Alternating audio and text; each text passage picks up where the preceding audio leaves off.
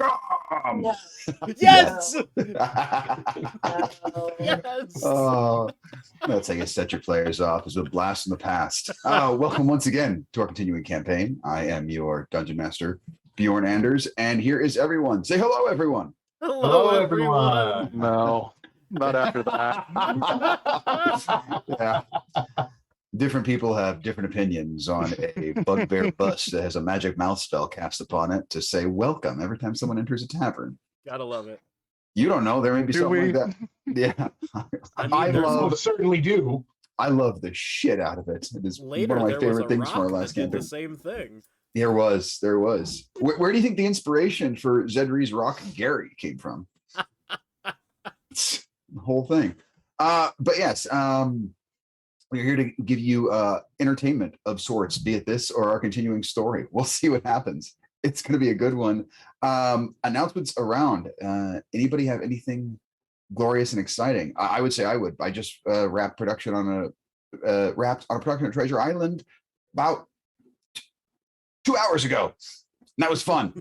We Sky Performing Arts in Monroe. They're actually a really cool venue, and it was their first show back from the pandemic, and we entertained a lot of little kids. And playing Long John Silver, I added a lot of children to my pirate crew, and they were very excited about it, including one shy little boy today with this long golden hair that wanted a pirate name but was too shy to come up with one, so I named him Apollo.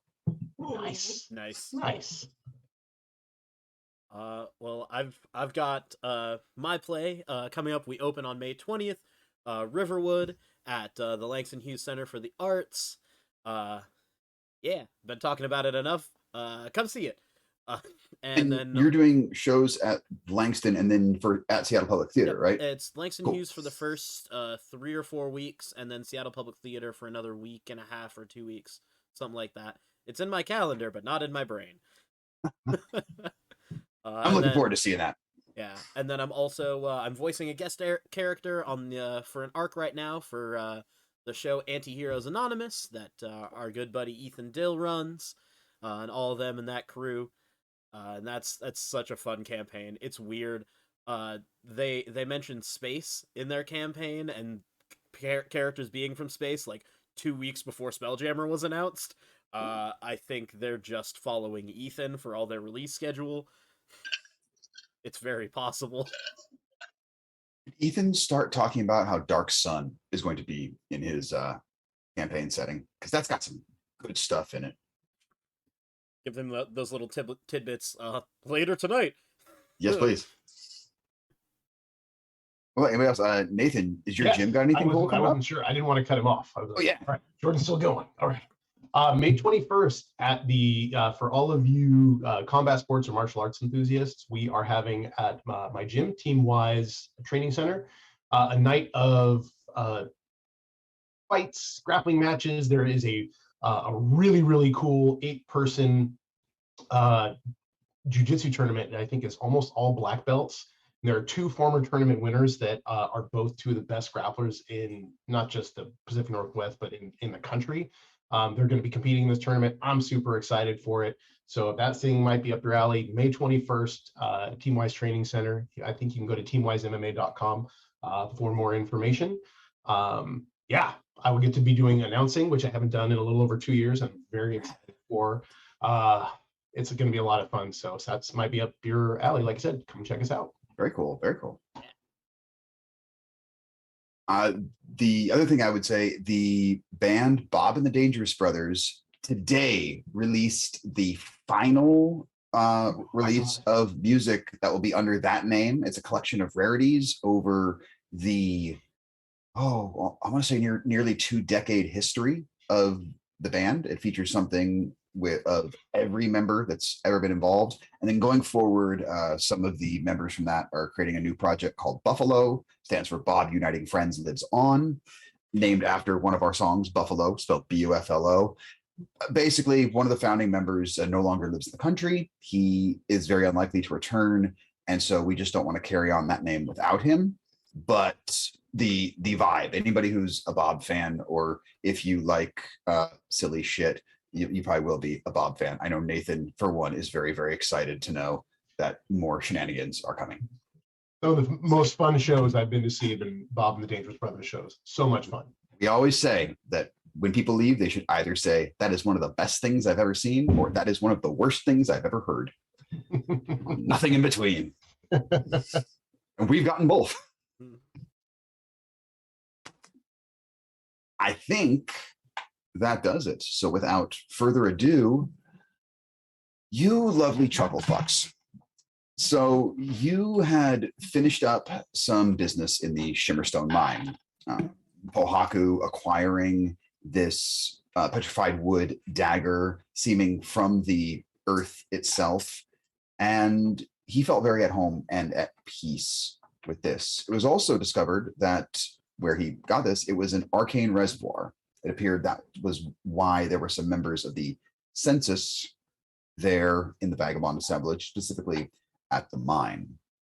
Garnet took care to speak to some of the marshals in charge of the area to make sure that no one who currently owned a stake in the mine would get screwed out of their property now that it's clearly much more valuable. This being very big of a concern to her, as her family owns a stake within said mine. And she was given assurance that no one will lose anything they have, and they're going to kind of put a halt on anybody trying to get any new stakes within this mine until they've got some stuff figured out.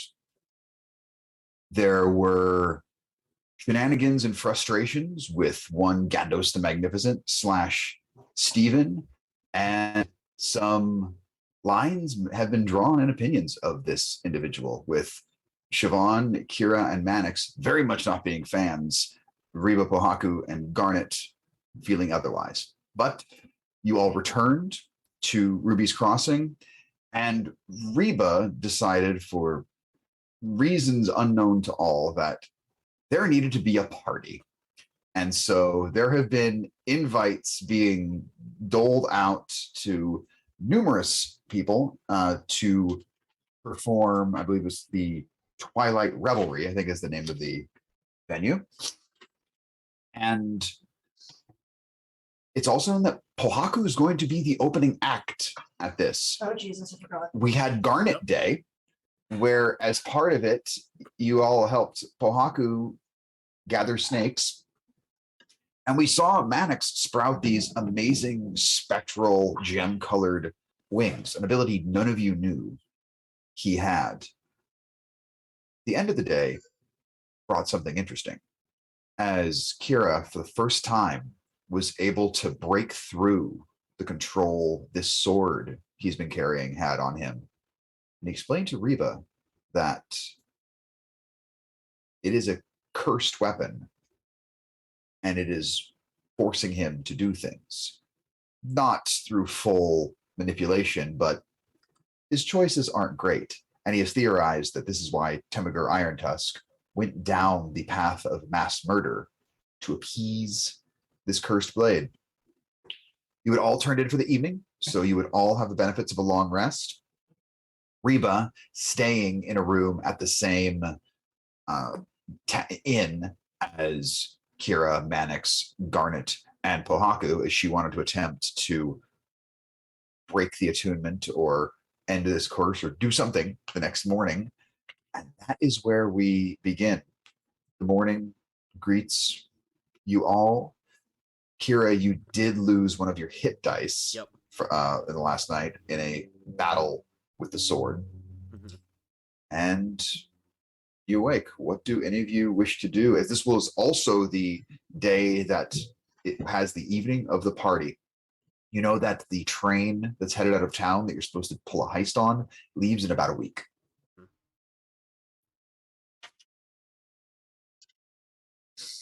I mean, first thing for Reba is, to break the curse. She wants to take Kira aside and sort of sit down and be like, I have the spell that I think might work prepared.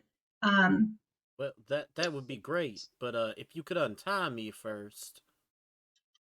Well, we don't know it'll work yet. All right.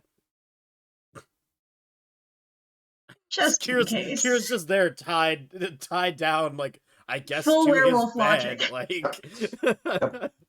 Because that's what you said, like, right before the end, was that we were gonna tie me up. Which may have been a good idea on your parts.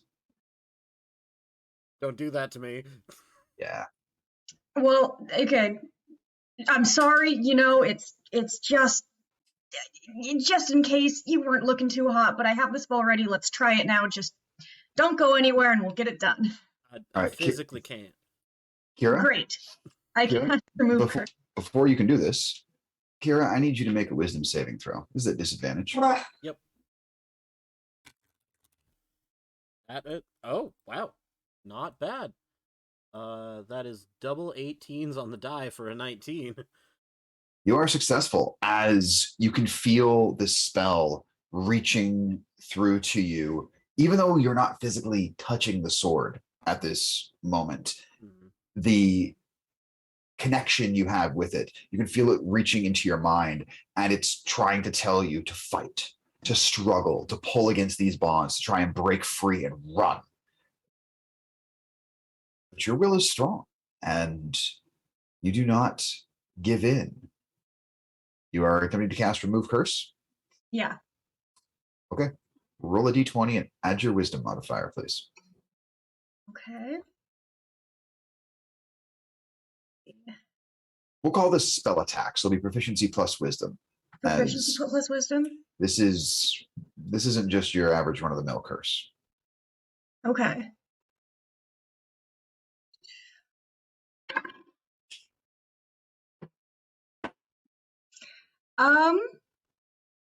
Well, 11? Can I try again? I mean, you can burn another spell slot if you want to. Yeah, absolutely. Okay. So I think it doesn't take, and I go, shit, I'm so sorry. I've never cast this before. I'm just trying to figure it out. Give me one more shot. Yeah, so you go and you place your hand on Kira to try and cast this spell, and as the divine energy goes through you and into him, you watch as it's instantly drawn into the sword, and you just see this necrotic energy dissipate it. It has this very dark crimson hue to it. And Kira, you can hear her voice just laughing in your head. That's adorable, love. You don't really want to be rid of me. We could have fun. Yeah, but I don't like the whole prospect of almost dying, so nah. Oh. Live a little, die a little. Nah, I've got too much to do before I die. There's a million things you haven't done. Yes. Just wait. If I cast enhance ability on myself first, would that give me help on the wisdom check? No. This is not an ability check. We're treating it as a spell attack roll. A spell attack? Okay. Yeah. You are specifically trying to break through a threshold on this specific curse on this item. Okay. So there's no help I could give myself. Could I like burn a spell slot of some kind to help? Not really. Not unless you Yeah, have I something figured. that's going to assist in that. If you have bless, that would do something. Don't. I have bless. Can I got bless guidance. myself? You may bless yourself. Fantastic. The closest thing I've got is guidance or having. I don't know how a familiar can help action this. Bonnie all of a sudden produces a pair of pom-poms.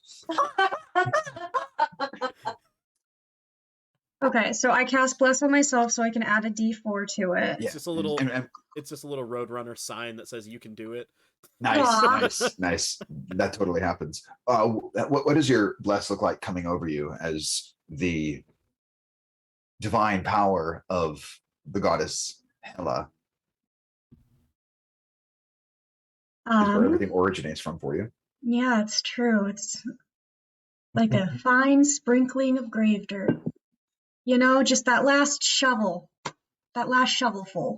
Love it. So you just see this sheen go over Reba, this almost like this layer of dust covering her. You reach out again to try and cast Remove Curse. So you may make the same attack roll. You can add a D4, and you get to add proficiency plus wisdom. Great. Is a spell attack. Oh boy. Okay. Well, with everything, 17. 17. Yeah. Just describe the energy of your remove curse, exactly what that looks like. I think I'm sort of picturing like a little bit of a siphon, like Dementor's kiss, sort of like, I'm just with like the hands, just like the animation they had there Got of it. just that energy sort of leaving the body. Kira, this time with Reba refocused on it, this layer of grave dust over her body, and she places her hand onto your shoulder, and you see this dark necrotic energy coming off, and it almost like forces her hand away, and you can see this spectral skeletal hand, the fingers from about the knuckle down pierced into your flesh, and those fingers then extend out the side of your body, reaching into the sword. He's then grasping onto something. You could hear his voice in your head. No, this can't happen. This can't. You see this crimson mist come off from the blade, and these necrotic tendrils, these fingertips, break away. The energy goes back into Reba's hand, and you are no longer attuned to this weapon. Great. Whew. All right. How do you feel? Did it take? I felt like it took that time. I mean, it certainly looks like it, and I don't hear her being all gloaty, so I'm gonna assume. Okay. You don't feel a murdery instinct? I mean, I never really felt a murdery instinct as much as I had just her voice right here just going, hey, you should kill that guy. Or I'm going to untie you. And Thank you. don't try anything. And I do so. I just kind of rub my wrists for a bit. You know, So what do we... It's at this point that I'd make a joke like lunge at you, but you'd have Siobhan kill me for that. Yeah, if you were still alive for her to get to you. Hey, Reba, make a wisdom saving throw. Is Bless still active for this? It's still active right now. It's been less than a minute. Excellent. She's attempting this right away. I'm not touching the sword, and she can still try? Yeah. That's awful. Mm. All right, wisdom saving. Let me have my dice. Oh, well, that is 30. What? I got a nat 20, plus 3 from Bless, plus 7 for my wisdom saving. Jesus. Amazing. So that's a 30. Does it work? Yeah. So you can feel this essence reaching out towards you to try and tempt you into. Absolutely the fuck not.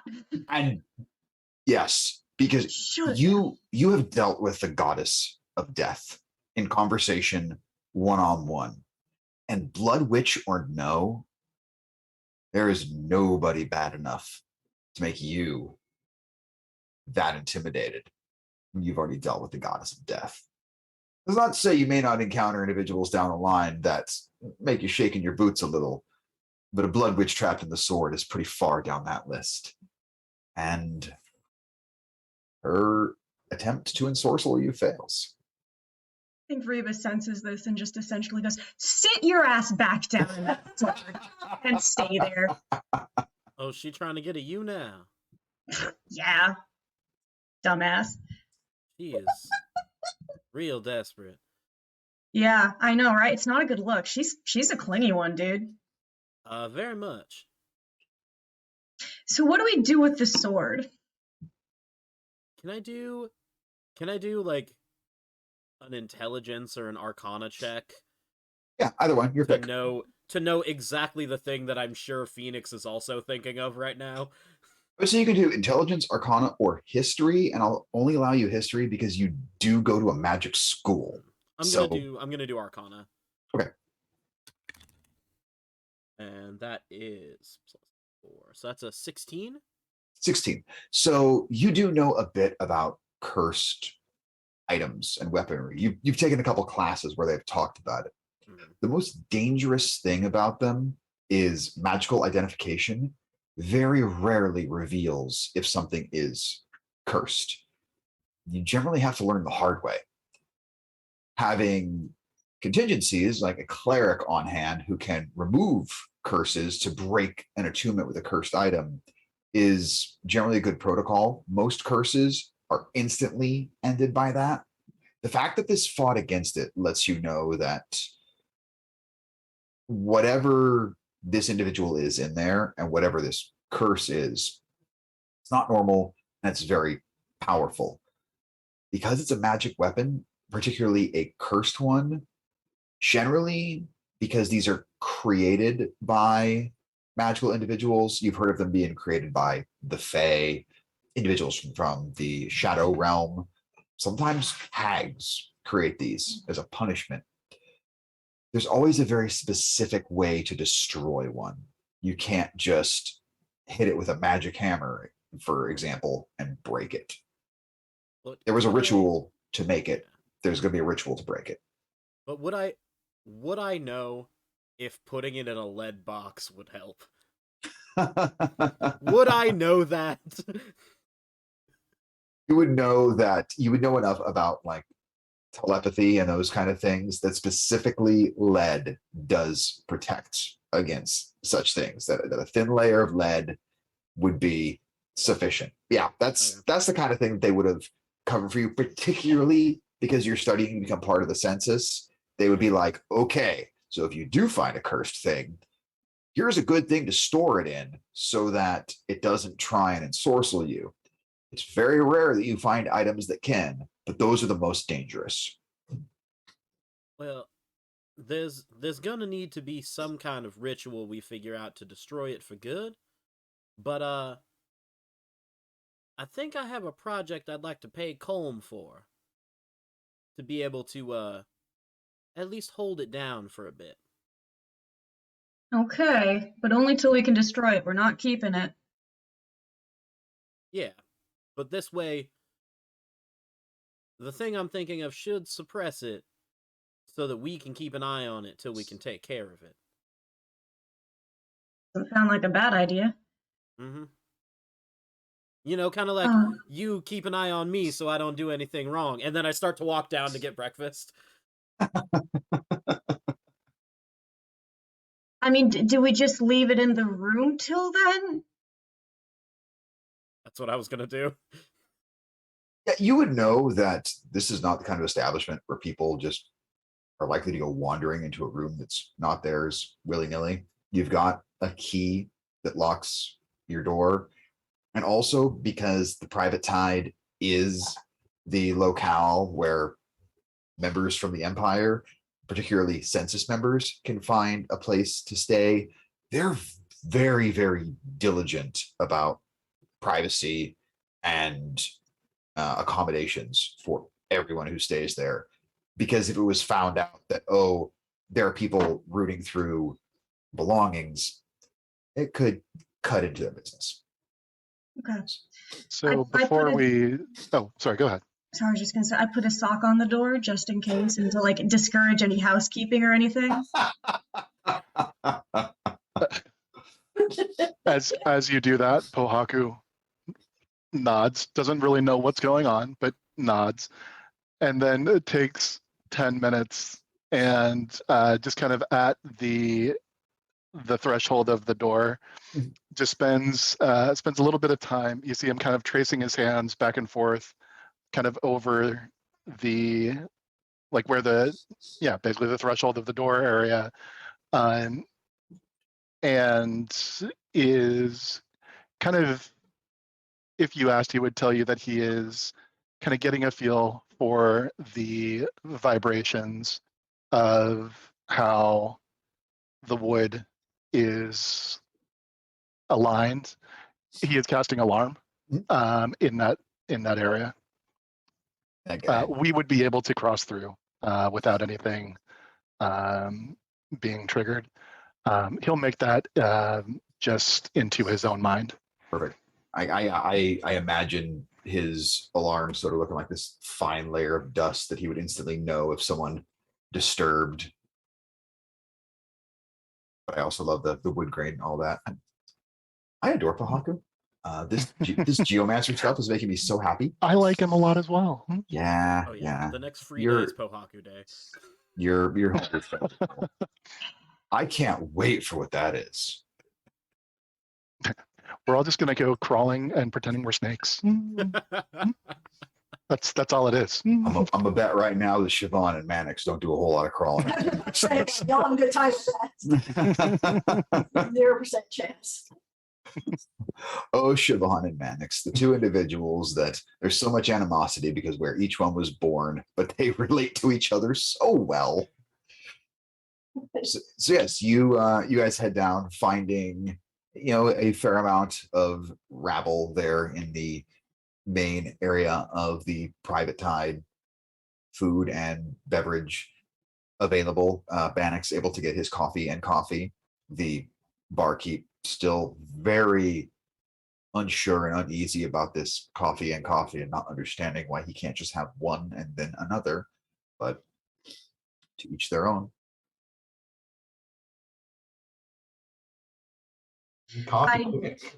Reba catches up with Kier and sits down and sort of like gives him a little bit of a nudge of a like, you gonna say something?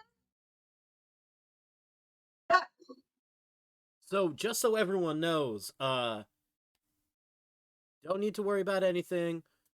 We took care of it. We were just talking, and so us staying up all night in my room, there wasn't anything going on. We were just talking, and Kira, there's nothing else that happened that needs to be discussed. this is not the agreement we made. I don't see there's any need to tell them. We said once we got it sorted, You're right. because we're So not going look. to keep this How many around kids are calling it and not big have them know. So look, the Mannix sword- is just confused that he didn't hear a Wilhelm scream. Maroon's next is the He's not my sword type. that I'm everyone's type. Anyway, the sword Mm, the sword that we had, it was cursed.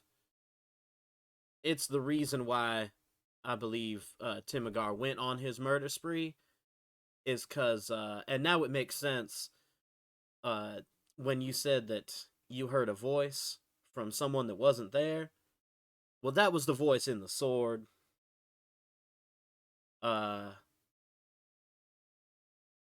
I'll figure out how to do some research, how to destroy it completely, but it'll be an undertaking. And Kira, you would know enough through your interactions with the individual in there. This is a blood witch by the name of Evanora Dukes. You would have learned that much through your banter that would have happened out of game. Yeah. But whoever she is, she nasty. I don't need to delve into that much detail yet. So, I have an idea on a way to suppress all of that, but as long as now that the curse is broken, there should be no threat to us from the entity in that thing until we can destroy it permanently.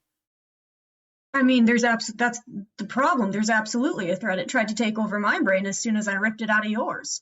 Yeah, which is why I would like to go, if I can, Siobhan, to Colm. Yeah, Siobhan wouldn't be there. Oh yeah, Siobhan wouldn't be there.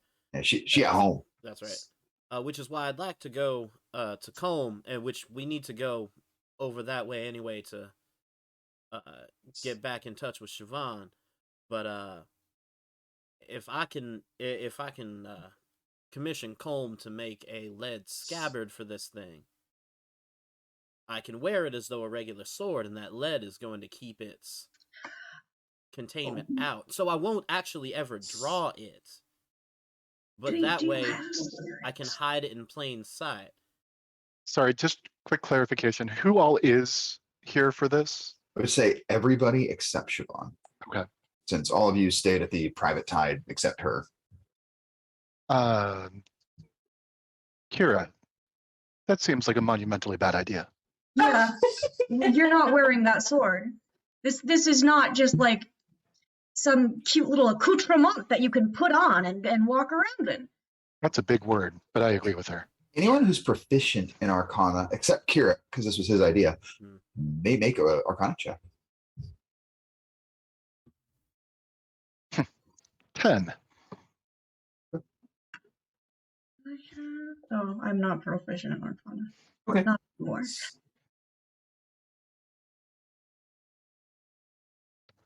I'm real good at Arcana, but not when I roll a 5. Yeah, I mean this idea might be good, might be bad. It's certainly an idea. I mean, the lead part sounds great. don't we have just a bag that we can shove it in? Isn't like after we get the lead scabbard thing to sort of. Yeah, we could absolutely. I'm more than happy to put that inside of the bag of holding. But Yeah. didn't you say that it tried to jump into your mind from how far away were you? You would have been about 10 feet away from it, 5-10 feet.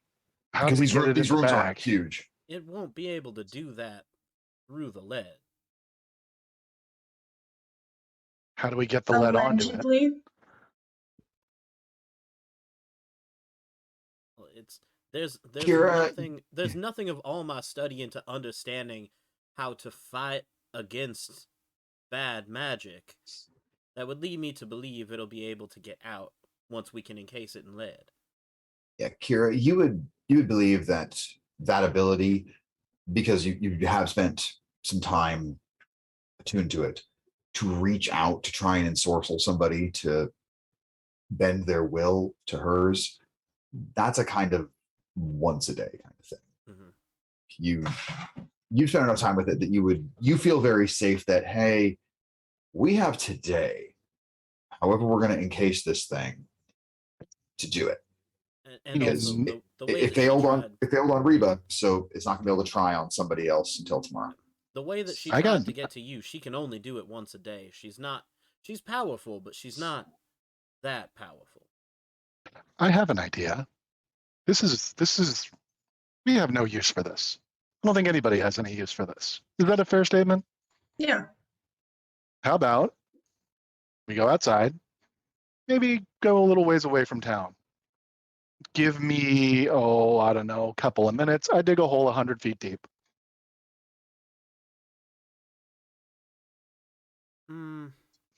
Kira, you think she's got 100-foot reach? I don't know. But also, I want to still be able to study this weapon. Because if we May can I make get- an insight check on that? Yeah. Does this seem like are you wanting to study it, or are you still under the effects here? Yeah. 11. I would also like to make an insight check based on the amount of cleanliness happening with this. Yeah. Oh, well, that's a nat 1 for Cool. an 8. Love it. This makes a lot of sense. Kira goes to a magic school.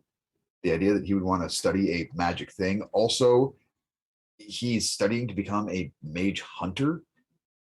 This kind of seems like it's up his alley of there. And on top of all that, there is a mage trapped inside of this thing. So it's not just the weapon itself. There's a level of like, what can I learn about who this person is?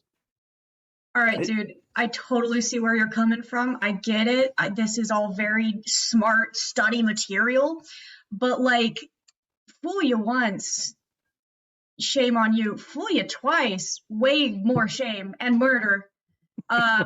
You can't keep this around. We have to get rid. Like, the priority is destroying it, and short of that, making sure it's never reached again.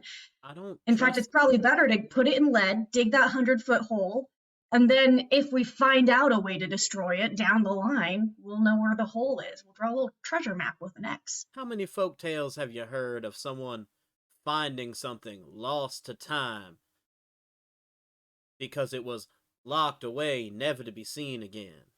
Hmm. Hmm. How many folktales have you heard where someone gets practically possessed by a cursed item and then keeps it and it goes fine? Well, I've only heard 3 folk tales of people keeping it, and they kind of went neutral. I've never heard any folk tales. It just seems like a really bad idea to hold on to a cursed item. I don't know. That's just what Yeah. I think. No, I just don't want it around because I mean, here's the thing, like, and this is one of the reasons I don't want you to wear it. Common sense, arcane knowledge aside, my common sense check tells me if you fall the wrong way and it slips out of the scabbard, it's just a bigger problem. Just a real big problem that we don't have time for. I mean, one day it's a sword at your hip. The next day you're wearing a crown of thorns embedded into your skull. It's Okay, the spirit in that one was hot. Hey, I can assure you, Evanora Dukes is hot. Just saying. Well, let's change Big everything. sword fucks. We know that for I don't- sure. It 100% does. Actually, Kira, did you mention the name Evanora Dukes I around? did not. Okay, that's good for me to know. I did not. Right. Look, the sword, for all it's terrible, still had a lot of power, and I want to figure out how to extract that power without the bad and be able to use it. You want to Not steal magic specifically from a s- blood witch? You want to siphon magic from an actual living blood witch, No, I and want that's to. not like evil to you or No, anything. I want to break the Blood Witch away from it and see if any of the lingering enchantment stays.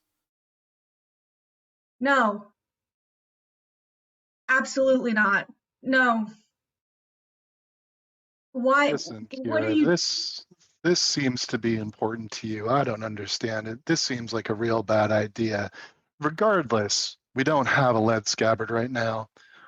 Why don't we go ahead, at least for the moment here? It's kind of a moot point. I don't think any of us should be hanging on to this at the moment. So why don't we go ahead? I mean, you said that it can't try to reach out to anybody today. Mm-hmm. We don't have to bury it 100 feet deep. Why don't we just put it somewhere where nobody is accidentally going to pick it up? Bohaku, I trust you to actually keep your word on this, that you won't just secret it away without at least giving me a chance and hearing me out for what I want. But let's put it in the bag of holding. Let's get the scabbard. And maybe talk to the rest of the group before we decide that this whole group is just going to travel around with a cursed item. If I want by everyone's sunset, on that. if by sunset, Kira, we are unable to procure this, either a box, a scabbard, something, it is going into the ground, at least temporarily.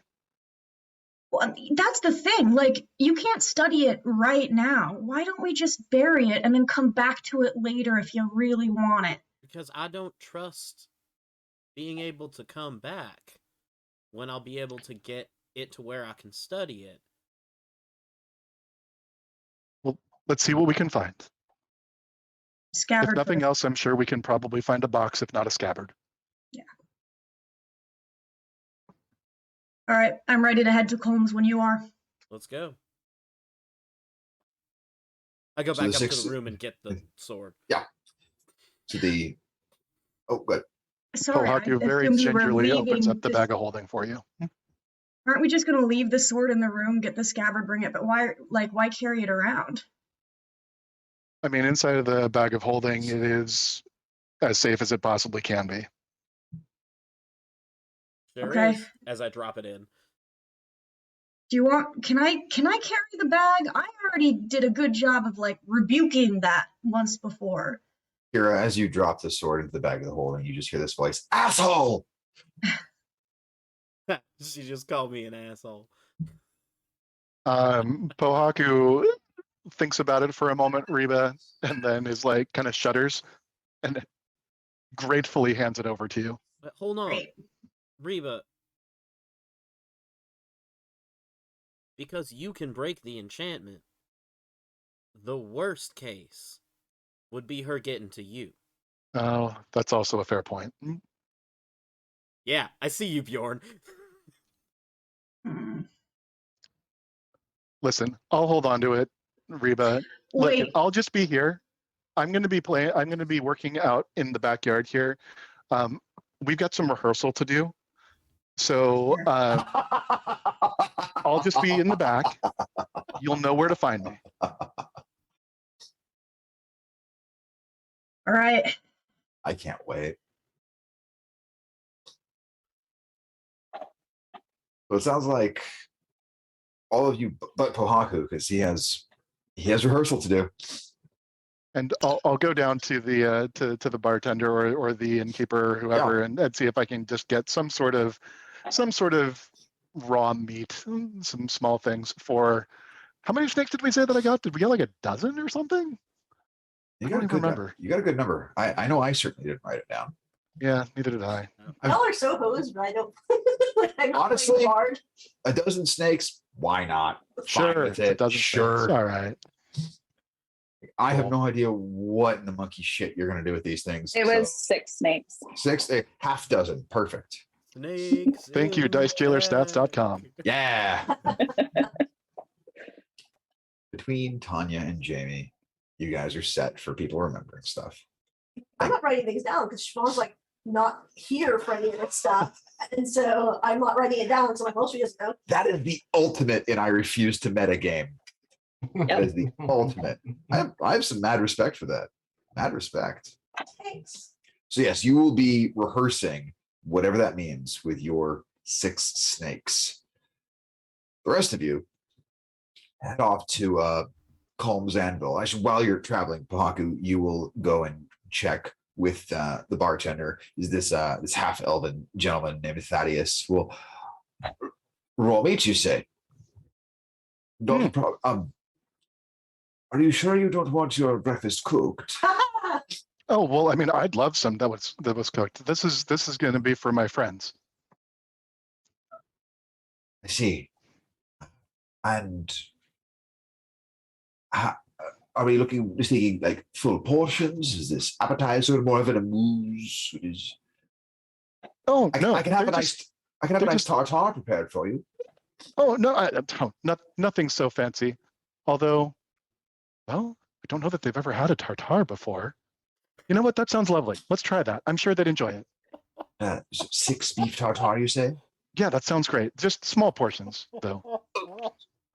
So we're back to the amuse. Lovely.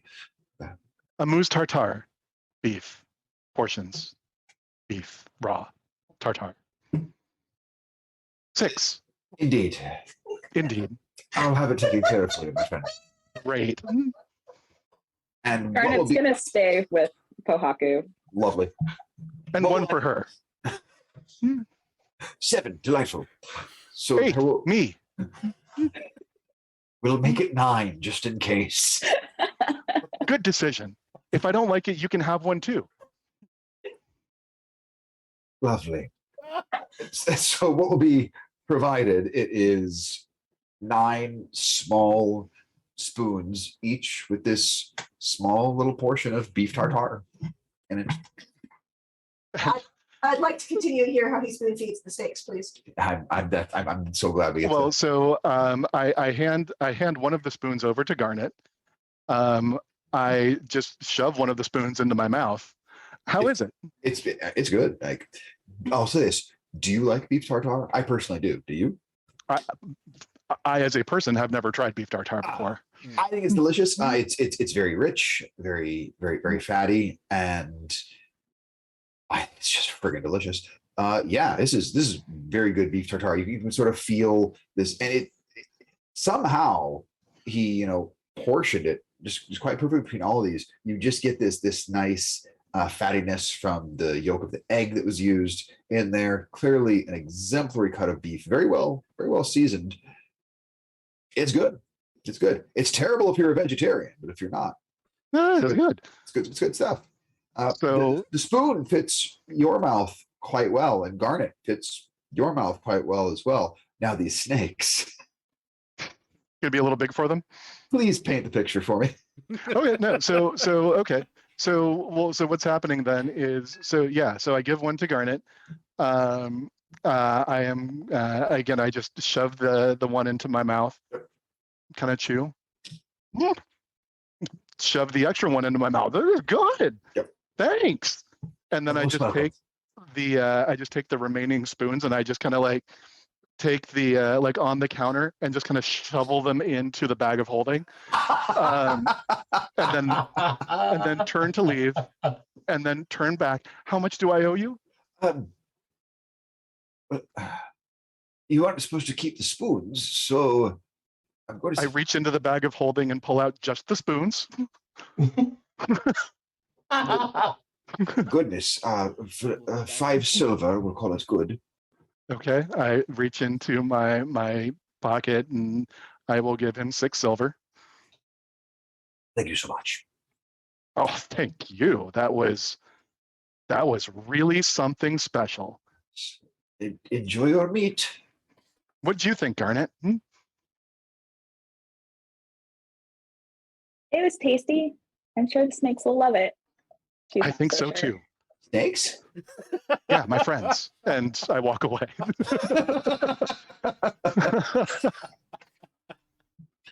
So yeah, we'll like go to the back of the I guess like the backyard area of this place. And I've kind of figured, yeah, that's where the snakes have been kind of waiting. The animal friendship is at will, and it's 24-hour spell. Love it. So It has been less than 24 hours because it's still the morning. beautiful.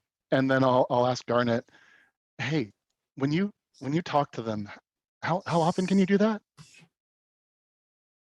I think I can just do it. Oh, that's great. Oh no. This is why we get along so well. She's so happy. Yeah. I can just do it because, I'm a forest gnome. Oh, So we that's great. talk to small creatures. I'm so jealous. I mean, I've just always gotten along with snakes really well. I don't know why. We just seem to get along, but I've never actually been able to talk to them. I think they're like underneath the, like just right underneath over there. Could you call them out for me? And I'll just go like get down and With your make heads up. some hissing noises and gesture at them to come on out and say hello. Like, come on, get you a snack, snake. Come on, get you a snack, snake, snake. Come on, get you a snack, snake. Come on, get you a snack, snake, snake. So those of And- you that are younger than 30, A little jig.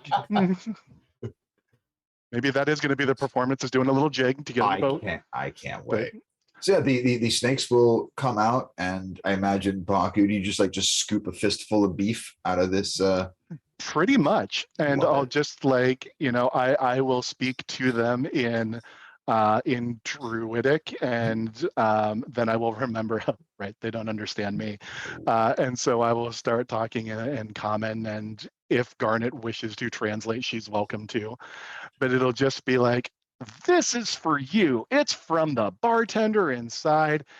It's pretty tasty. And it's just like, yeah, I mean, it's just like in my hand, this like mass of raw meat with egg. And I just kind of lay it down. It's like, all right, now behave. There's plenty for everybody. So they clearly don't understand a word you say. However, you have animal friendship. They like and trust you, but they certainly understand there is food in front of me. And so they will feed on this as snakes do. And once they are fed and they'll want to rest afterwards, you'll be able to go on with whatever your rehearsal is. So without spending too much time, I will let them rest a bit. Yeah. The plan is that this will definitely be a dance performance. There will be snakes like, kind of standing up a little bit, like getting, and then like with them like twining around each other. We will have some of them trying to do loopy circle things. And then we will have with the loopy circle things and them diving through the loopy circle things. It's going to be great. Will this there be is any snakes on a vertical plane? There will be no snakes on a vertical plane. why will there be no Horizontal snakes on a Astral? plane? Can we get smokes? Can we get snakes on an astral plane? I Spelljammer's haven't not learned out that yet. spell yet. I haven't learned that spell. That's a higher level spell. I'm working on it. Okay. I'm right now in the process of looking up the stats of a basic snake because you guys made me look up the stats of a pig before because You tried to say a pig only had 1 hit point. I don't want It's to hear it. silly. I don't No. want to hear it. You're welcome. Don't introduce a small animal if you don't want us to make it a pet. It's all right. Okay. Oh, we should have kept the pig. I mean, there's a poisonous snake has AC 13 and 2 hit points. Yeah, I found I think that's the one I'm going to use for most of its stats there. These kind you found, they're not poisonous, but the stats are the important part for when it comes time to. It's very dexy. It is. Lucky for you. It's also got a charisma of 3. It's going to be great. So excited. The rest of you, however, arrive at Calm's Anvil and the attached homestead where Siobhan lives. Calm himself is actually there. His shop is open, and the shop is attached directly to the forge, as we've established. He's not working the forge himself, but he's there at the shop, just greeting some folks going by. He sees you all come up and, "Aye, some familiar faces. Yours in particular, Reba. How does the day treat you all?" Well, it's going well so far. We Glad to hear actually it. Glad to hear it. came with a rather odd request.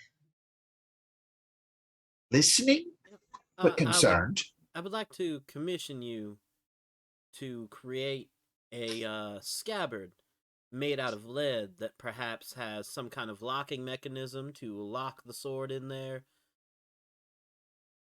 Or maybe like a box that would completely encase it with lead. Why are we working with lead? It's easy enough to work with, but Sword's cursed. it's what now? It's cursed. That sounds bad. I'm not going to ask anything further about it. It's clearly I asked one too many questions already. So you're looking for a box or a scabbard for said blade? Personally, I would like a scabbard, but Personally, I think a box would be safer. I think it needs to be completely encased. I don't know where it's coming from, you know? Do you have the blade with you by chance? As I cannot make something for a blade you don't have handy for me to work around. Nah, it's over hanging out with Pahaka right now, but I mean I know the length of it. Surely a box would be easy enough. Just like yay. So you want to have a sword clanking around loosely in a box, you're saying? We'll Thank wrap it you. up. You're not making sense there, Reba. I'm happy to take on a job for friends and associates of my daughter, but I take a certain pride in my work. If you want yourself just a lead box, I'm sure you can find various folks here in town that are happy to bang a hammer against a piece of metal and be proud of themselves that they made a box. Oh, good for them. 6 sides and a latch. Wow, people are impressed. If you want the craftsmanship of Colm Finnegan, you're going to need to bring me said blade, because it's going to be a snug fit. And it's going to be the finest fit you can possibly get anywhere in the vagabond assemblage. I have a name and a reputation to uphold here. So no, I'm not just going to make you a box so it can go clangety-bangety around wherever you walk. My dad ends up cursed. You guys are dead to me. Yeah. The thing is, how long would you estimate it would take? Make something out of lead. Oh, lad, lead's easy to work with. I Okay. have it done in a couple hours, easy, if I take my time. Okay, it's just because Please, this work with lead, Colm this- Finnegan. I know nothing about blacksmithing myself, so but it's just the curse within the weapon does have the ability to reach out to people that aren't necessarily attached to it yet, but it can Does only what do it. now? It can only do it once a day, and I it's don't already love the tried. idea. But I don't think you want to work with a cursed weapon. That's like you can't even touch the thing. What are you saying you don't think I can? No, you can, but why would you want to? To prove I can. I've never made a containment apparatus for a blade with a curse on it. That'd be a nice feather in my cap there, wouldn't it? It wasn't meant to be a challenge. Aye. Bring me this cursed blade, and I will give ye exactly what it can be held within. I don't know if it'll be fully scabbard, don't know if it'll be fully boxed, but I can promise you this. It'll get the job done, and it will look exemplary. And there'll be folks asking ye, where did you get such a thing? Why, you got it from Colin Finnegan, ye did. But that is the truth. You are more amazing than I could have ever hoped, and I run off back to the back to the inn. I need to find Siobhan. Someone needs to have a voice of reason. I believe she's in there helping Nessa clean up after breakfast. Great. Siobhan! I walk in. You definitely hear the familiar and loud voice of Reba as you are assisting Nessa with cleaning up after just, family breakfast. What now? Hey, Wild Knight.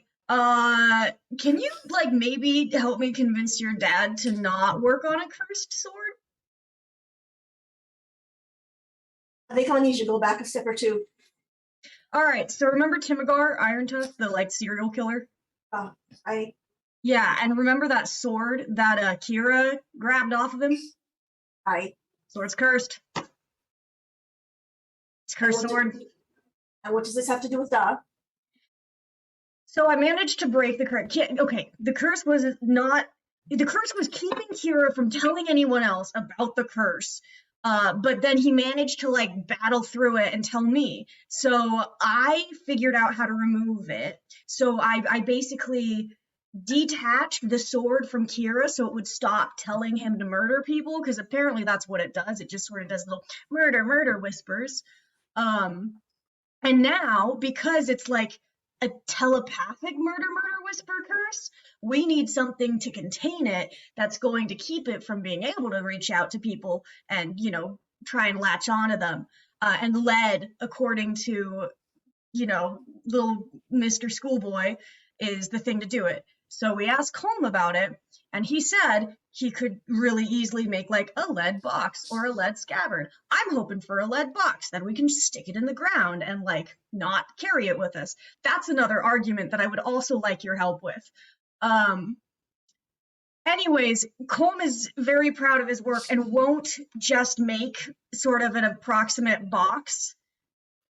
He is insisting on actually working with the sword so it's a snug fit, because he has a reputation to uphold, and I get that, but I really don't think anyone should be near this sword. Two things. One, I think approximate box opened for Weezer in 92. Yeah. Second, before you can respond to Siobhan, Nessa pipes up. Please tell me more about why you, Reba Rotgut, are bringing a cursed blade into this home and business to have my husband deal with it. I'm not. I want to keep them far away from each other, but Kira just went running off to get it. Oh, I see. So your friend that you're helping with his little sword problems was from the Empire. You're having him bring a blade for me husband to deal with. I'm trying to stop them.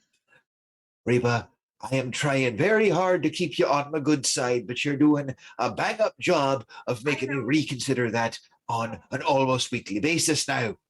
I'm gonna fix it, Nessa. I'm gonna fix it. It's. I heard you say that before, lass. And it hasn't always worked out. We're still figuring it out. We don't know it hasn't worked out yet. We're fixing it. Did you explain the dangers and possibilities of how poor of an idea this could be to my husband? Yes. That was your first mistake. Pride won. That was your first mistake right there. Yeah. So now he's taking it as a personal challenge. Yeah. I was hoping it would be more of like a common sense reaction, but that's not what I got. Oh. Common sense and Colin Finnegan rarely go within the same sentence now. This is the man who, I do love you much, Siobhan, but circumstances of your arrival notwithstanding, who brings in a full-size, human-size infant and says, oh, wife of mine, you're with milk, feed this one too. This is not a man with what I would call common sense. Common sense would have let me know before he arrived with the weigh-in to say, oh, by the way, we're having a guest for supper. He did say that, like, pretty much anyone else in town would be able to just cobble something up. Wonderful. So you'll take it to them and just let him forget about it in his time.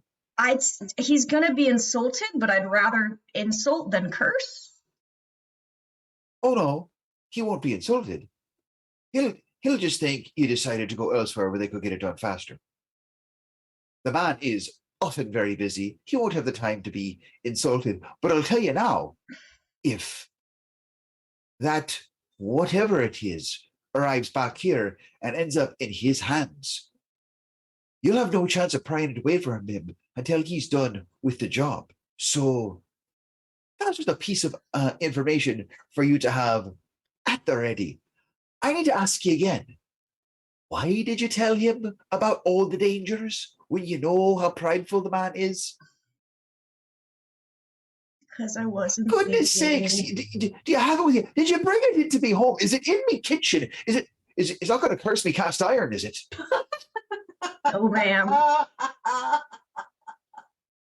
there's a relief.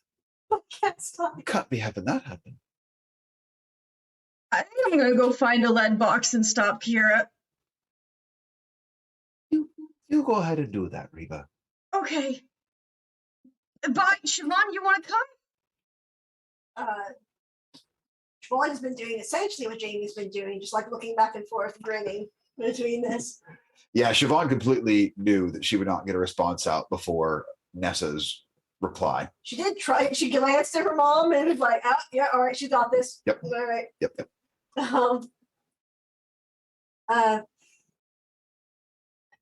We still had the efforts to the stop Dom from being cursed mission that we're apparently on this morning. Great. Yep, it's gonna be fine. Sorry, ma'am. Don't worry about a thing. We got this. Bye. Oh, but before you go, it sounds like so Siobhan, you're going with Reba? If it's all right, Mom. Of course it is. I'll finish up cleaning up on my own. No, this is important. Since you'll be going to the general store, though, I've got this list. Can you pick up a few things for me? Yes, ma'am. I appreciate it. Oh, and make sure you get the salt and butter this time. Oh wow, that is a personal call out. That is a personal call out. No, it's not. No, it's not, because you always get salted as opposed to unsalted. And Nessa wants salted. So this is our own relationship of me always getting the wrong one. You always try to get the wrong one, and Because salt is better than not salt. That's just math. except I like unsalted butter because I can salt the food just fine, and I have uses for the butter outside of where salt is needed. It does also make baking harder. I once tried to make cookies with salted butter, and it was a very bad situation. Yeah, and then also like if you're using it as like a finishing butter for steak, if you've already seasoned the steak properly, you add salted butter, it over salts it, and you just got a salt bomb. Oh, but the toast is so much better. I think Phoenix is a salted butter man. Yep. That's fair. As our most right They baking both, people. they Yeah. both have their moments. I agree with Casey on the baking. Not salted butter needs to be done, or it comes out funky. And I not just buy like- what's cheapest. Funnily enough, in my experience, it's usually the unsalted. It almost always is. Anyway, I'm so sorry that I brought us down that path. That's all right. I honestly love when our food opinions come out. So And besides, I have 2 words for all of you anyway. what's Browned that? butter. That's okay. Salted butter does make a better brown butter 100% of the time. Oh, I'm hungry now. 100% of the time. Last thing I'll say on this. Mhm. My problem is I can't brown butter for shit because I burn it every time. You So, black I mean, it was like making caramel. It goes from what you want to what it was in about that much time. And if you don't do something with it, it's not good enough, or it's not usable forever and ever. apparently I blinked too long because it's not there, not there, not there. Doink over. kind of like carbon. Yeah. So this is the point where the whole party gets the chef feed. No, not at all. But if one of you does enough, Temporary hit points don't stack. if one of you does enough cooking, maybe you'll end up with it. You guys get to do things in your downtime to try and earn these feats. That said, Siobhan, Reba, you will head off to the general store in search of Nessa's shopping list. It is not a short list. And a lead box. I sort of feel like one of us, like I should probably go stop Kira because I don't want him to just show up at the house with the sword while we're out. We'll get to that. Kira, I need you to make an athletics check for me. Absolutely. Athletics is a -1, but let's guide myself. Yeah. I wouldn't You- know you- to you guide know- myself. I wouldn't know to. Jordan, the fact that you are this gung ho on it is only increasing my misgivings on this. It's just, I realize this is metagaming, but you're not making this any easier for me.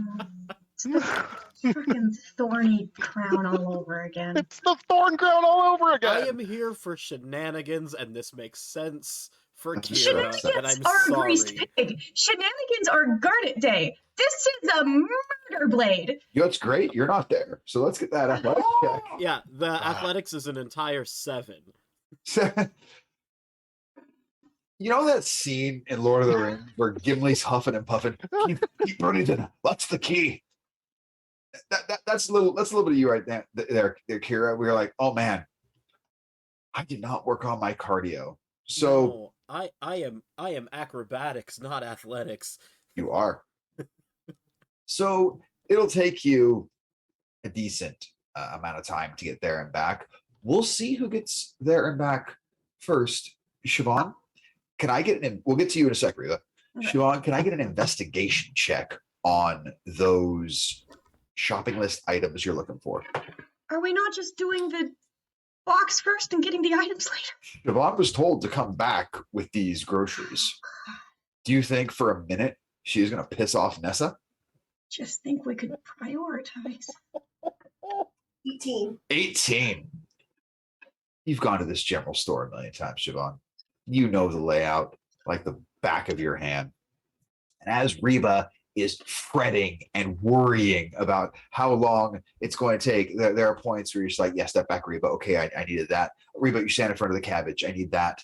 And in no time flat, you've got this basket full of everything that was on Nessa's list. And with that 18, you actually see a small bundle of flowers that you think she would like. That's only a couple copper. You go, yeah, I'm gonna pick that up for her. She's having she's gotten some not great news this morning, so I'll do that to help ease things over. Reba, you are looking for this lead box. Go and give me a percentile dice. I just want to see if they have one on hand. Okay, percentile. Higher is better. All right, good to know. The other one go.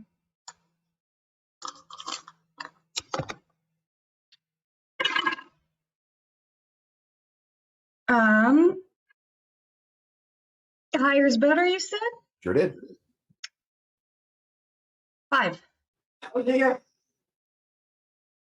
No, I mean they've got a couple toolboxes or like tackle box style fishing boxes that, again, you're glancing at. That you're like, maybe the sword would fit in there, but they're not made of lead.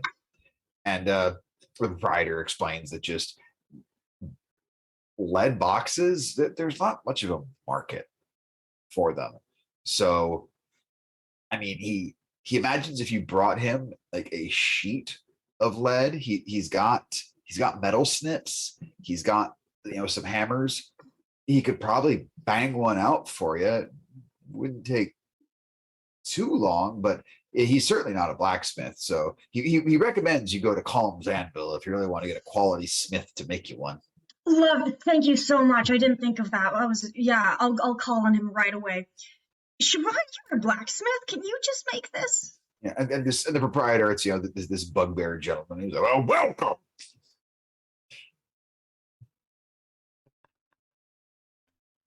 So Siobhan. Sorry, I'm just personally attacked.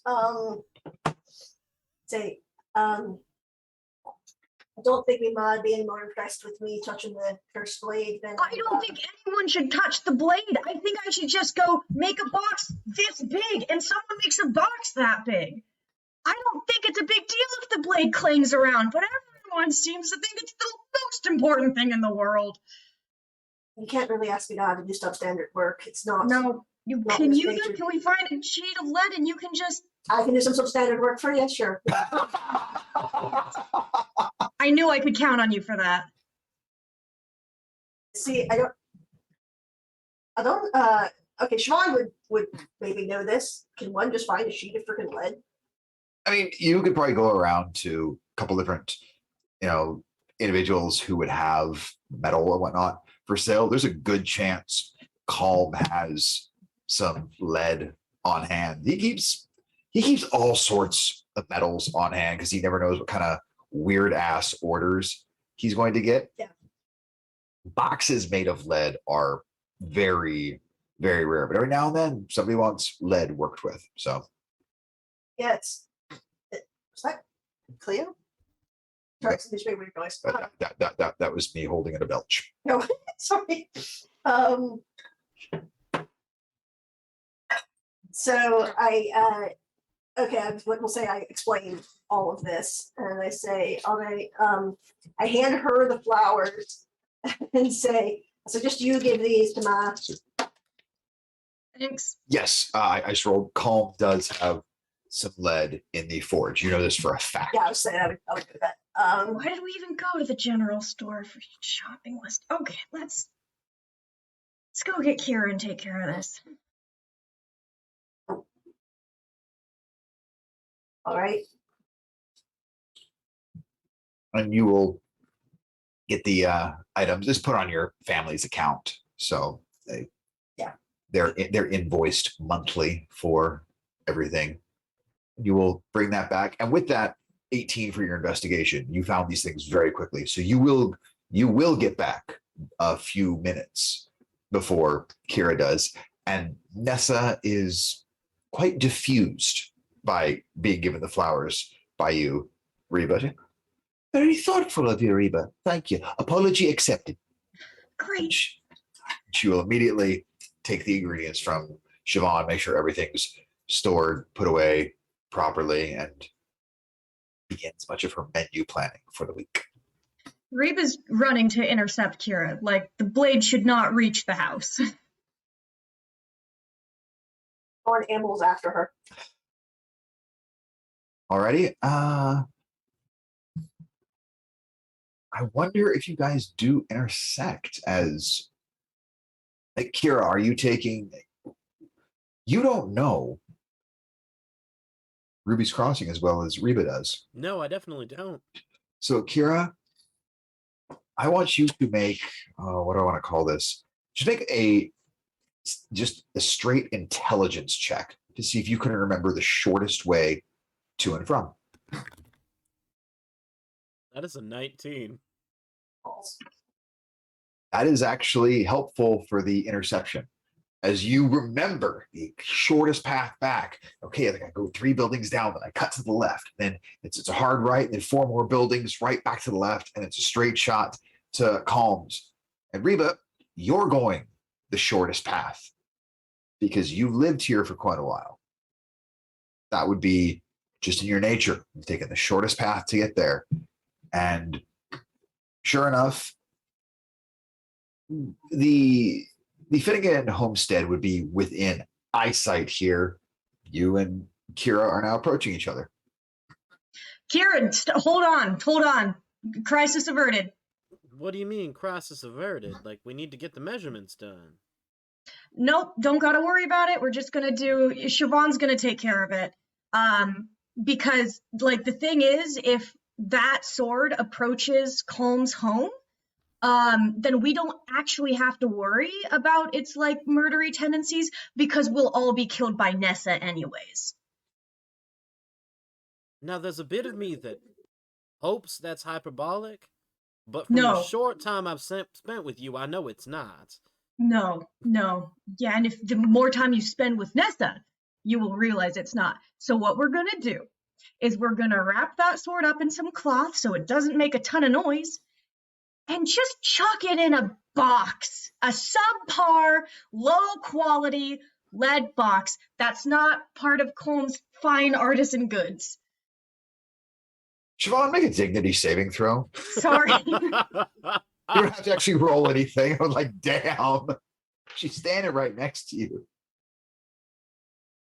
I don't mean like I just meant that doesn't fit the sword. No offense meant sorry. Right, so we need to not do this in Midas's forge because he won't stand for the dishonor you're bringing on his name, honestly. Yeah. So the dishonor I'd be bringing on his name. So this true then? You can't telepathically communicate with something if it's which is a thin sheet of lead. Unless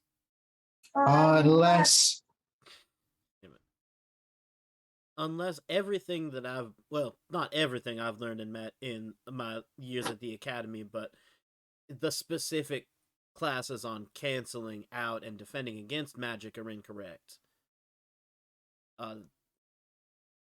It'll be completely contained in lead. There's something about lead as a material that just stops telepathic magic. So if you wear a hat or some sort made out of like a folded lead to protect you from your thoughts being. I mean, you'd want it to be a very thin sheet and Almost like a foil. That's what I'm saying. It would seem like it would take so much effort to flatten it out to that degree without, just shattering it. But I also don't know metal that well. No, it'd be hard. All right. Get to work. I'm not gonna fight you on this anymore, because obviously you just want to throw it in a box and get rid of it. I still don't want to get rid of it. So can we compromise on putting it in a box and still keeping it? About this time, you'll hear Calm's voice shouting behind you. Hey, did you bring the job for me? I've just been getting everything fired up here. I'm ready to get to work. Let's do this. Do you want to talk to him? I don't know who you're speaking to, but I don't. I'll tell him that we decided on a substandard job. I'll talk to him. Don't worry about it, Colm. I'm sorry. You can. We wasted your time. Don't worry about what. Did you lose it? No. We just found a different solution. Hang on now. What sort of different solution? Just a safe one. A very, Are you saying me work's not safe? No, no, no, Da, no, no. da. Yes, Siobhan.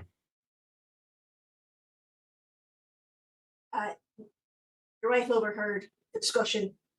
Oh dear. We're trying to just save us all from pain and heartbreak at this point. So you're saying she knows what it is now? She's put her foot down, I'm afraid. Oh no. I mean, do you think we could lift her foot back up? Because this sounds like a fun job. Well, I'm not going to tell you your own business, but you've been married about 50 years now, is it? Thereabouts, yeah. Have you ever seen the foot come back up after it's gone down? Only a time or two, very rarely. Wait a minute. Y'all are in good with the Marshall Picker, aren't you? Very, in fact.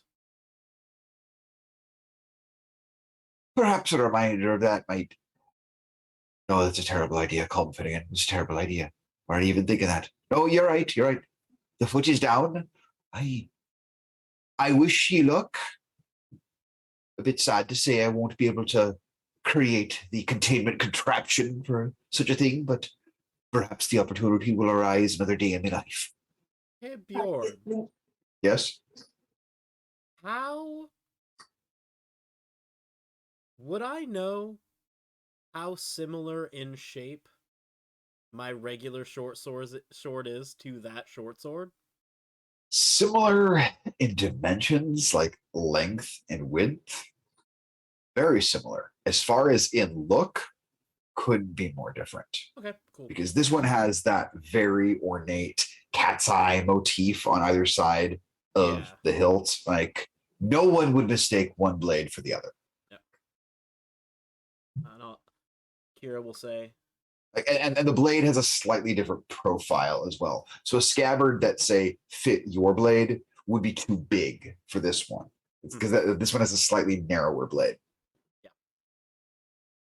And I'll say to Colm, but since you've already got everything warmed up and ready to go, I know it's not containing a cursed sword, but I'd still like to have a fine piece made by you to show off in the Empire, to show that they don't always make things the best. Well, if you're trying to butter me up by saying me works better than what you'll find in the Empire, you're doing a mighty good job. I assume you're not looking for a lead scabbard for your personal blade there.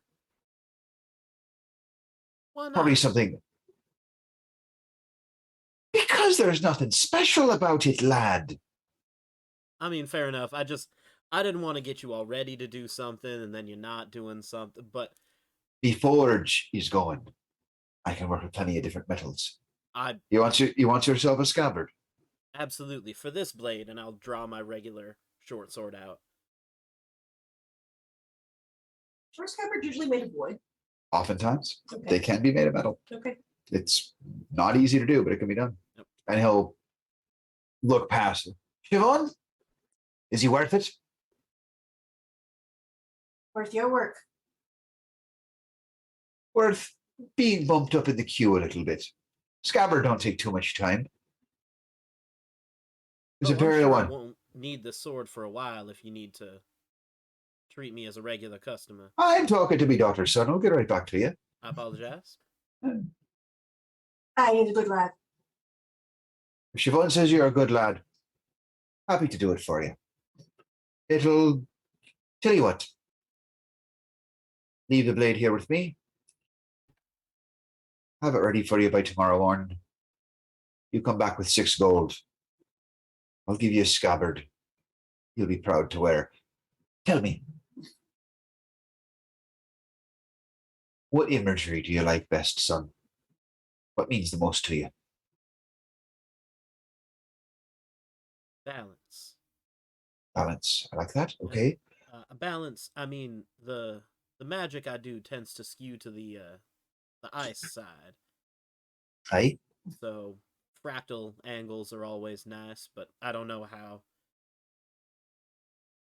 Ooh, I like that. That'll be difficult. To. That'll be difficult. I like that. It's a challenge. And Delightful. an extra request. somewhere, if you could work it into being part of it. And he pulls a ring off of his hand. This was my mother's wedding ring, and I'd like to have it somewhere on there. I'll put the inventory, but make sure you get the ring back soon. Something precious like that, not going to make you lose it. I take it because you have it, she's no longer. And I hold up the other hand that has my father's ring on it. Neither of them. My honest condolences. It is what it is. Still, no one should have to go through that at your age. Well, I'll get it incorporated, and I promise you'll find it something special. Now, go on and get your danger blade out of here and make a lead contraption that my wife will be glad was not made here, and I'll be glad to not hear of her opinion of me making such a thing. This will be fun. And he will immediately start just going through some of the metal he has available, also some wood he has there for who knows what, and he'll begin getting to work. And Siobhan, you will know there are some smiths in the town that are very friendly with Calm, that if you ask politely, you could get access to their forge if they're not in the middle of anything. And for this, unless you specifically want to roleplay the interaction with said smith, all you really need to do is give me a smith's tools check. All right, and how do I do that? Roll a d20. I want you to add strength plus proficiency. And while you do that, I'll tend to my allergies. Can I guidance on that? Yeah. Then I shall. Is that an additional D4? Yep. Okay. Plus strength, plus I never really. Oh, there it is.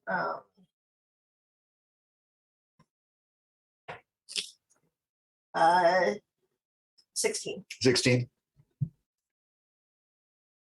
You're almost, not as much as Calm would be. You're almost insulted by the job. Come on.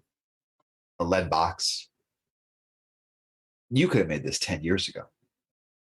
And very quickly and easily, it only takes you, about an hour and a half to just bang out this box. It's fairly well fitting, and you even make sure that shape-wise, at least the diagonal on it, very well fits the length of the blade. So the clattering around is going to be minimal, and the depth of it is almost equal to the thickness of the blade. Like this is very similar to like a guitar going into a guitar case. There's not a whole lot of extra to it. And so this wrapped up in a bundle, it's in there very well. It's just, actually, it's not even at that angle. It's this sort of long rectangular case that fits in there pretty well, and it latches closed tightly, and it's got 2 latches on each side and then 1 latch at each end. So a total of 6 latches on it that hold it in place. And you look at it and you're pretty proud of your work on this. This is not a substandard box for it. It's not quite what Calm would make, but nobody can make what Calm would make. And you look at it and you go, yeah, I did good. And before I finish, if this is Jamie not knowing as much about forging, I think lead's pretty. Leaf is not the right word for metal, I don't think, but Malleable. Malleable Is very malleable, yes. Yeah. So it's like you can't with it too much. She is going to kind of do a quick etch some words in halfling across the top. What's it say? It says, keep this closed, you get. Love it. And yeah. So yeah, it brings it out. It's like, all right, it's nothing fancy, but it's well enough sized that the thing won't be rattling around in there, and so the sword shouldn't take damage, nor should it pop out of the box because it's not the right size for it. So Well, let's open the box. Have the bag of holding open. Quickly reach in, grab out the sword, put it in the box, and then close up the box. Is that the plan? I think so, but like let's grab it with like a sheet of cloth. And then No let's direct contact. put the box back in the bag of holding. I'm just trying to figure out the plan. Yep, I think so. Okay. I want to add one step to that. I've got a little magic of my own that can stop, that can interrupt other magic. It's not as powerful as curse breaking, but it will. It's dispel magic. I'm trying to say I'll cast dispel magic in the interim. Sure. Love it. All right.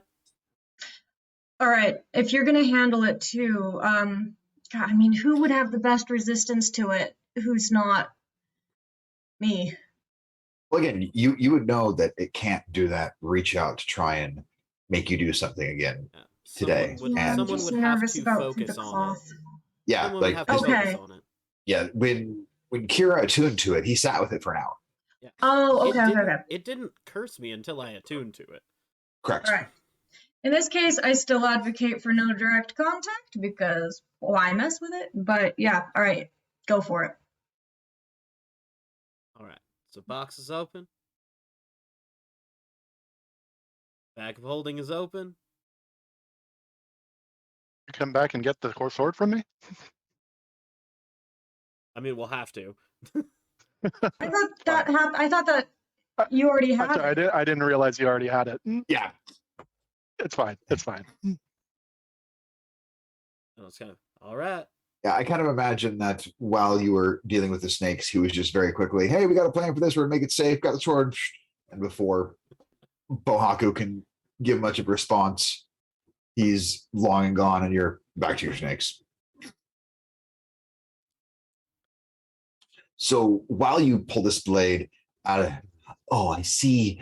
Finally, you've come back to me. Maybe we're seeing a reason. We could do so much together. I'm gonna We could be cast great. We could be Dispel powerful. magic on her. Just fuck yourself. I'm gonna get your magic without the drawbacks eventually, and put it in Good the box. fucking luck. I want to try and shut the lid of the box while she's in mid sentence. Yeah, like she doesn't get the word luck fully out. It's good fucking luck. Is the sound of the box slamming shut. You put the latches in place, and you can't hear anything. Pardon, I do have a question. Yeah. So who is holding the bag of holding? Am I holding it? Right now, I would guess most likely no. Didn't you give it to Kira to hold on, or No, he had left it with. I think Kira went back to get said bag of holding. I get. Okay. Okay. Like, is there anything in it you would need for your show? Not necessarily. some It's fine. costumes in there? It's fine. Cool. So the sword now dealt with. We are cruising on towards the end of the day.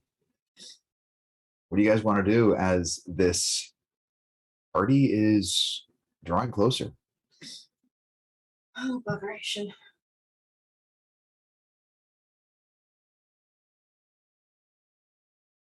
I mean, I'm not planning this thing. Do you have... Yeah, neither am I. I guess I just go to like set up the event space, make sure that decorations are looking good. I mean, I paid someone else to do, you know, all the catering and stuff, so I feel like it should be pretty. Oh yeah. So when you arrive, you will see this gentleman there is this green-skinned Earth Genasi. Yes, I've heard you. Reba is the name. Yeah. Corbin Ingot. Pleasure to meet you. So, everything is set up for the festivities for the evening. We received your guest list, so that'll be easy enough to manage.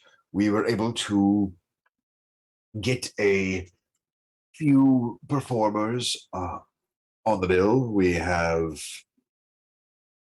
three groups of musicians playing. The headliner, if you will, is Kiss of Denial. They will be closing out the evening. Prior to them, when this will be very fitting considering what the sky will look like at the time. We have Golden Hour performing before them, and then the first group of musicians we have, they simply call themselves Guest. All right. Sounds good. And we have the opening act with Pohaku. Yes, your friend Pohaku Kahu is on as the opening act to get the festivities started, and then the musicians will take over from there.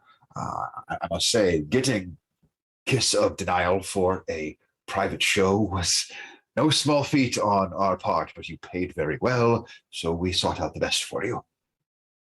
Hey, I appreciate it. It's going to be a banger. We shall see. Now, catering is, of course, completely taken care of as well. We will have bar staff on hand. You should want for nothing this evening. Hope all these festivities that you have paid for are exactly what you were hoping for. Do we have a signature drink yet? Working on it. Do you have any guidance you can give? We have two rather haughty bartenders who are arguing with each other over what it should be. Any help you can give would be wonderful, so I can get at least one of them to shut up. Yeah. I'm thinking something that's, this is about Ruby's Crossing, and this is about the people at Ruby's Crossing. Yes. And for Siobhan and I think it's about leaving Ruby's Crossing. So I'm picturing like something pomegranate based with maybe a couple maraschinos just on toothpicks crossed on top of it or something like that. Are you looking for a drink or a fruit salad? What's wrong with fruity cocktails? It'll have alcohol in it. Indeed. All right, let the bartenders figure it I'll out. Then. pass this information along. I don't know how well it'll be received, but we'll see what can be done. It will be a hit. It will be believe you think people just want a shot and a beer. No. But the amount of people who are going to be here looking for a fruit salad. Right. You'll make money. Indeed. We'll see what they come up with. And he will head over to the bar staff, his head in his hands. All right. I mean, I'm just waiting for the party to start then. I'm just doing like little last minute arrangements, like making sure decorations are there, just adjusting the lights and then changing my mind and readjusting and then being like, no, it was better the first time. Like Directors. Yeah. Anything any of the rest of you are doing before the shindig begins? I'll go pick up my costume from Stuart. And your costume is something. It's quite ostentatious because Please do tell. So you had mentioned how important snakes were to this. So what he came up with for you, it has sort of like this cobra like hood to it. Very, very shimmery. There are some rhinestones involved, and it goes back into this sort of cape that is wide at first and then it very much narrows to a point, trailing to the ground almost to your feet, stops at about the ankles, and it has this scaled pattern on it.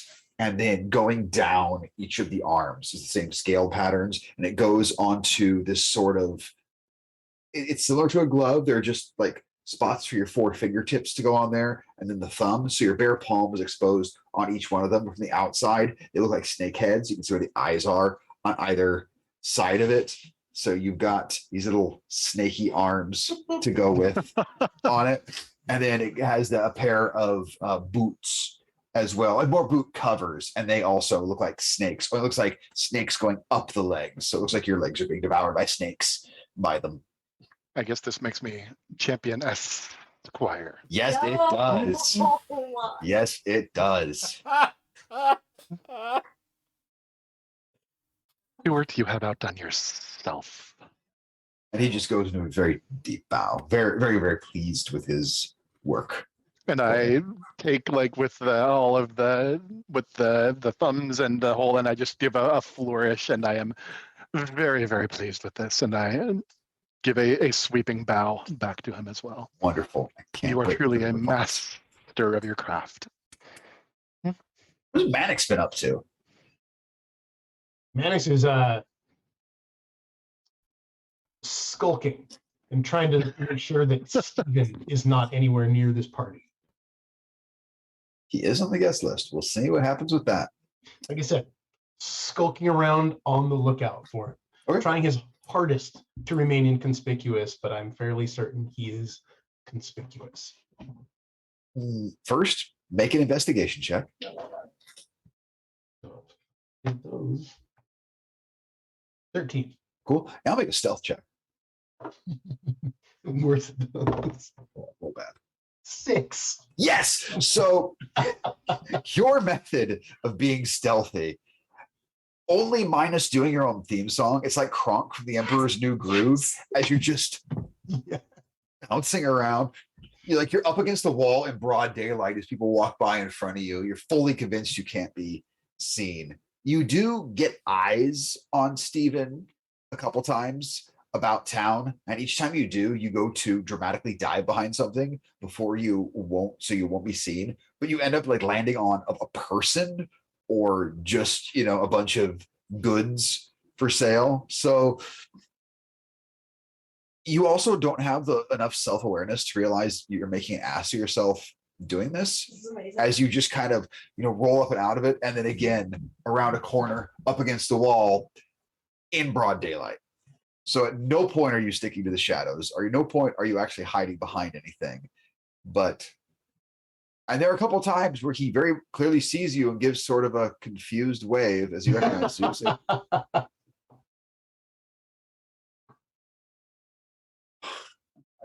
I love low rolls sometimes. They're so good. What about the rest of you as the shindig draws closer, as we are now at nigh time for the festivities to begin? I think I'd probably hang out with my mother as she goes through like 4 or 5 different dress changes.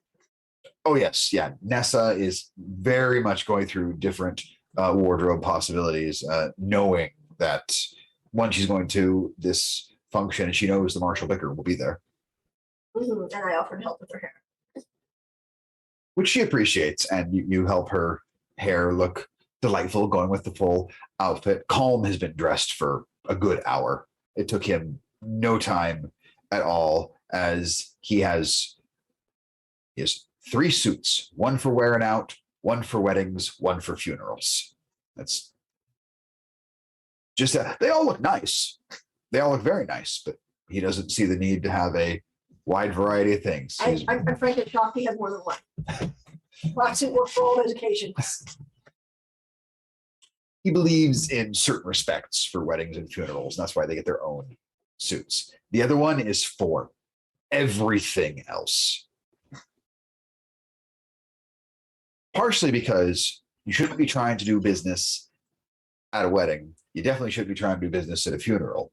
And a suit you wear for business is your business suit. What they call it. One might say it's business time. Always business time. Call fitting it. Garnet would like to go to the general store. Okay. On her own. Yes.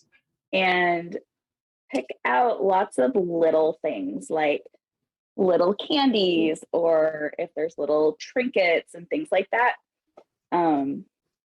Roughly, we were inviting 40 people, right? Yeah, So yeah. roughly 40, 50 of these things. Is Garnet paying for these? Yeah, Okay, absolutely. okay. So it'll Yeah, cost. stealing these things is not the objective here. Okay, like That was a very fair question. I had to ask. So Yeah.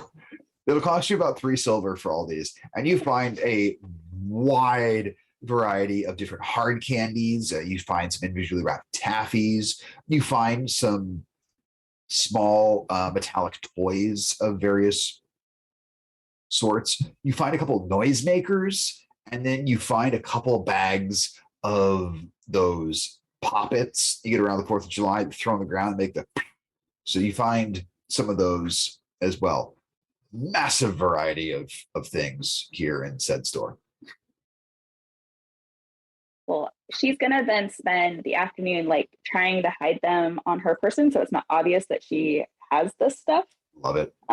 She's also gonna make like little tags and tie them to each of these, like you're welcome, you've been visited by the Fae, like little like things like that. And yeah, that's how she'll prepare for the party. Little like brownie treats. That's so cute. So good. Kira, Reba, Siobhan, anything else you guys are doing? So the time will arrive. And I guess I put on my dress singular. Yeah, And then, is there any- I go from travel robes to my more formal academy robes. Okay. And I know, Mannix, since you have the noble background, you have a set of nice clothes with you. I don't know if you're always wearing those or if you're changing into a nicer set of clothes for this. No, I was when I was doing the skulking, Yeah. I was wearing skulking clothes. Now I've got on the They're finery. the same clothes in black. No, gold trim. Yeah. Which is why he rolled the 6. Gold trim in broad daylight. No one will see me. And Siobhan, is there anybody you're checking in with in town at all prior to said festivities, or anybody you're going to talk to? You're just going to meet them there? Nope. I told the only person I'm expecting to see is Cadral, and I said I'd meet him there. All right, cool. Right? Yep. Yeah. So, I did think of one other thing, and thank you, Nathan, for giving me the idea. If I can also find Gendos the Magnificent as well. he's not hard to find. I'm just going to tell him, hey, I'm going to be performing tonight. If you're there, anything you can think of. I know you just got some amazing spell ability. Anything you can think of, just a little, puff of smoke here, a little sparkle there. Use your imagination. I'm sure it'll go great. Yeah, man, sure. I know. I can come up with a few things. Like, I mean, I don't want to trample on your gig, but yeah, okay. I believe in you because you are magnificent. I mean, that it's in the name. Yeah, I branded myself that way for a reason. I like that. Like where your head's at. No, cool. We'll make it work, man. We'll make it work. I know we will. but really, don't do that on stage. It's kind of my thing. Like, I haven't been able to copyright it or anything. But it's okay. It's going to be a dance. I won't be talking at all. Oh, cool. Oh, well, okay. Yeah. We'll see what I can come up with for that. I can't dance. That's cool. I'm looking forward to seeing it. That's okay. I'm going to dance. You're gonna. Thank goodness. I mean, if you want to come dance, you're welcome to come dance with me and the snakes. Not even with snakes. Not. Yeah. I extra don't want to now. That's okay. Okay. That's fine. It's all good. Can't wait to see it. I'll be not sitting in front. Cool. Away from the snakes. All good.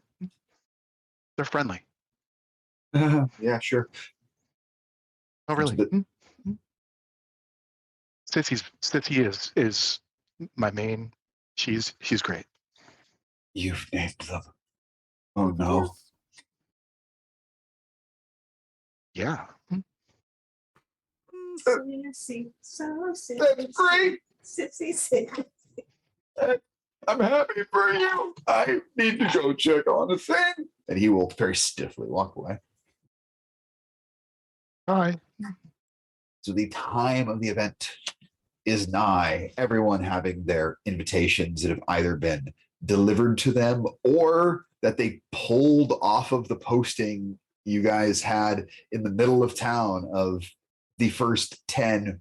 No, wait, the first 9, as one of them was ripped off by y'all to arrive there. And folks start trickling in. I imagine most of you or some of you are there to kick things off. Reba definitely would be. Pohaku, you would want to be there a little early since you're part of the entertainment, but you all begin trickling in, and you see folks you know about. The entire Finnegan family is there. You see, Marshall Bicker there. Reba, I imagine you have a lengthy list of your invites. Yeah. Glorious. Just ask me who we need to check in with, and we'll do that. But folks have begun trickling in. What would you all like to do? It's probably about 15, 20 minutes-ish until the entertainment begins, but there is food about. The custom drink they came up with, just so you know, Reba, it's in a triangular shaped martini glass, and it's a very really this ruby red in color, pomegranate juice used within it. And then as far as like the maraschino thing you asked for, they had taken some cherries, sort of pulverized them with like a gelatin, and there is this like triangular jellied cherry in each one, and it is shaped like when I say like a triangle. It's not solid. It is this triangular outline, so it's sort of floating in the middle there. That's cool. Nice. So that's what they came up with. What's the alcohol they're using for it? The alcohol they're using for it, they're using tequila. Oh no. Nice. Very pleased. All of my compliments to the bartenders. Holy crap. Well done. Yeah, I figure this is Wild West. When you figure out where that area was of the frontier, it's either going to be whiskey or you get south enough and it's tequila. So here it's No, going. tequila's good plan. Good plan for this party. I think tequila goes a little better with pomegranate. Yeah. So, and those are available. The beverage, it's simply called Happy Trails. Oh, I love that. I absolutely get a bunch and like bring them to the group. And I get one without the tequila for Kira. Yeah, and they happily do that. Like you already informed like Kira doesn't drink, and they have the same style glass, but it is the ones without alcohol are clear glass. The ones that do have the alcohol is a colored glass, so they can spot very quickly if wee ones are trying to imbibe. Perfect. Guys, get a load of this. I helped sort of a little bit make this drink. It's the signature drink, Happy Trails. I mean, I'm all about anything bright red. This is amazing. Right? And rubies and garnets go together. Exactly. What's in it? Tequila and pomegranate mostly. A little bit of cherry. I'll take 2. Right? Okay. See, they didn't want to do it because they thought it was just too fruity. But sometimes people like to drink things that just taste good. We'll find out in a minute, won't we? Oh yeah. Oh no, that's going to be very popular. No, trust me. I've grew up in a bar, so I would know. This is what gets people to spend the most money. You're not wrong. And then Siobhan, I imagine you arrived with your family in tow. Mm-hmm. So looking about, you see your traveling companions. You see the Marshall Bicker. You also see Phineas. Oh, right. That's what he goes by. Well, I mean, yeah, you have his Kalishtar name. Yeah. It goes by Phineas. I'm going to say, Ma, would you like to be introduced to the marshal, or do you need a moment to get a beverage and your bearings? And she stammers, but trying to get out a sentence, and we calm will speak up. Why don't we get your mother a drink and a bite to eat, and then you can introduce us to your friend, the Marshal Bicker. Yeah, so I'm well familiar with this place. Yeah. It's just like, all right, go to the bar. And you're able to acquire beverages for them. And Phineas, spotting you, will walk over the bar to meet you and go, so this is a pretty classy thing you got going on here. Frankly, I have naught to do with it. Well, I mean, thank you for inviting me. Regardless, this is this is a lot nicer than just sitting by myself in a bar. Are my parents nearby? They're not far. I say, come meet your family. Yeah, that'd be great. Cool. I'll meet your family. So I'm not gonna make you role play where it's you mean all the characters. Phoenix has that on lockdown. Yeah, so I'm not gonna be Phoenix and make you like. But yeah, I come over and I, kind of re-present him or reintroduce him to my father and mother and the brothers. And Calm will waste no time in, as you explain who he is, and you mention that he may be looking for work. That Calm lets him know that he could probably get him set up with something. Says, not tonight, probably not tomorrow, as he imagines there will be hangovers aplenty, but the day after, they'll discuss things. As this conversation finishes up, all of you, and especially Garnet, will notice Hamir and his crew roll in.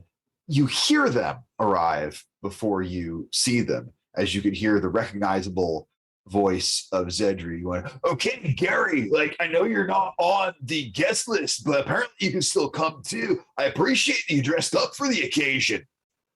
And as Zedri walks in, he's wearing, basically a leather loincloth, and he has this vest on, no shirt under the vest.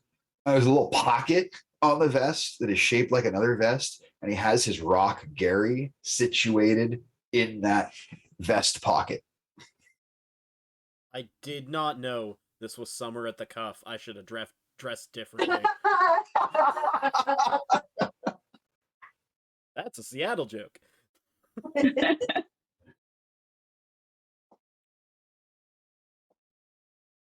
I will go up and grab all of them, give them hugs, glad they made it, etc. And definitely try to stealthily leave some trinkets behind with all of them. Make a sleight of hand check.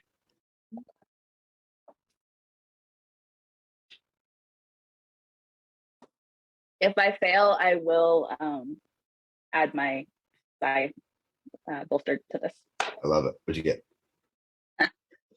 Not great. 12. 13. I'm adding my. I didn't That's roll another 8. So yeah, not one of them noticed the various things you plant on them.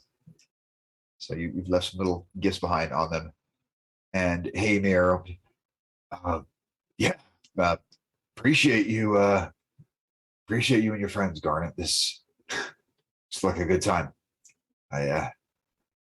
You see Zedri even dressed up for the occasion. And Gary.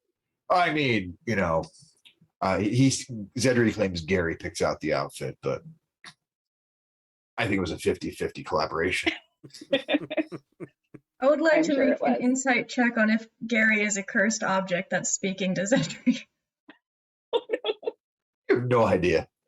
No idea. That's a fair question. No clue whatsoever. I mean, come on. Everything can't be cursed. This is one of the best things about being a DM. You give your players one cursed item, and they're just wondering about everything. Is the water cursed? I don't know. Drink it. I do insight on the ground.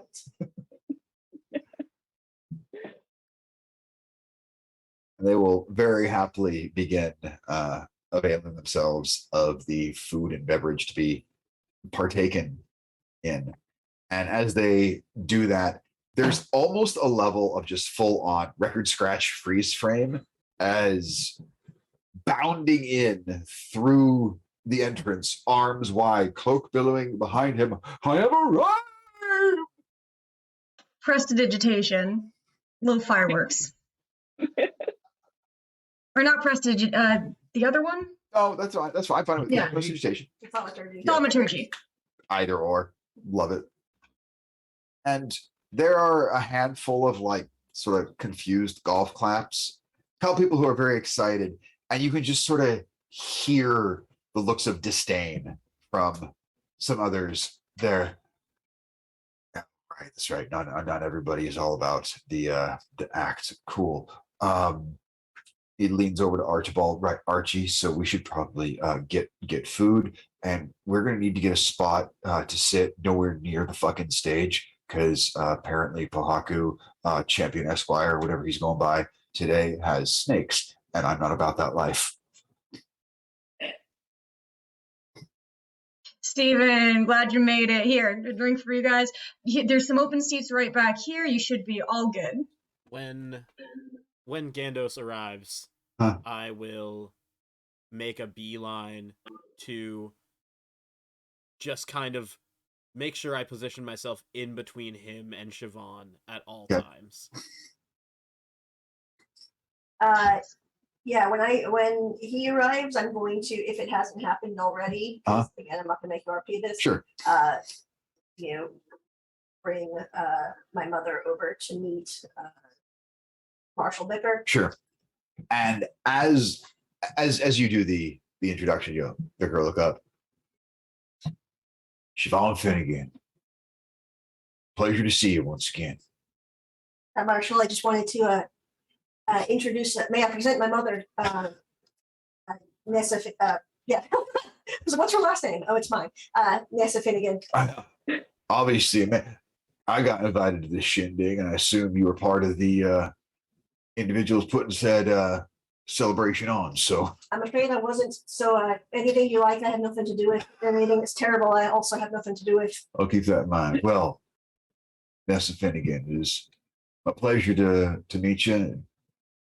I'm quite familiar with the work of your other half here, Palm, as I think everybody in the assemblage is, and y'all have raised a fine daughter here. She's tough as nails, as true as they come. It's true appreciation and know it. And Nessa, I heard there are gonna be festivities here. If husband, Colm, if you wouldn't mind, you willing to teach a gunslinger how to dance? Oh my God.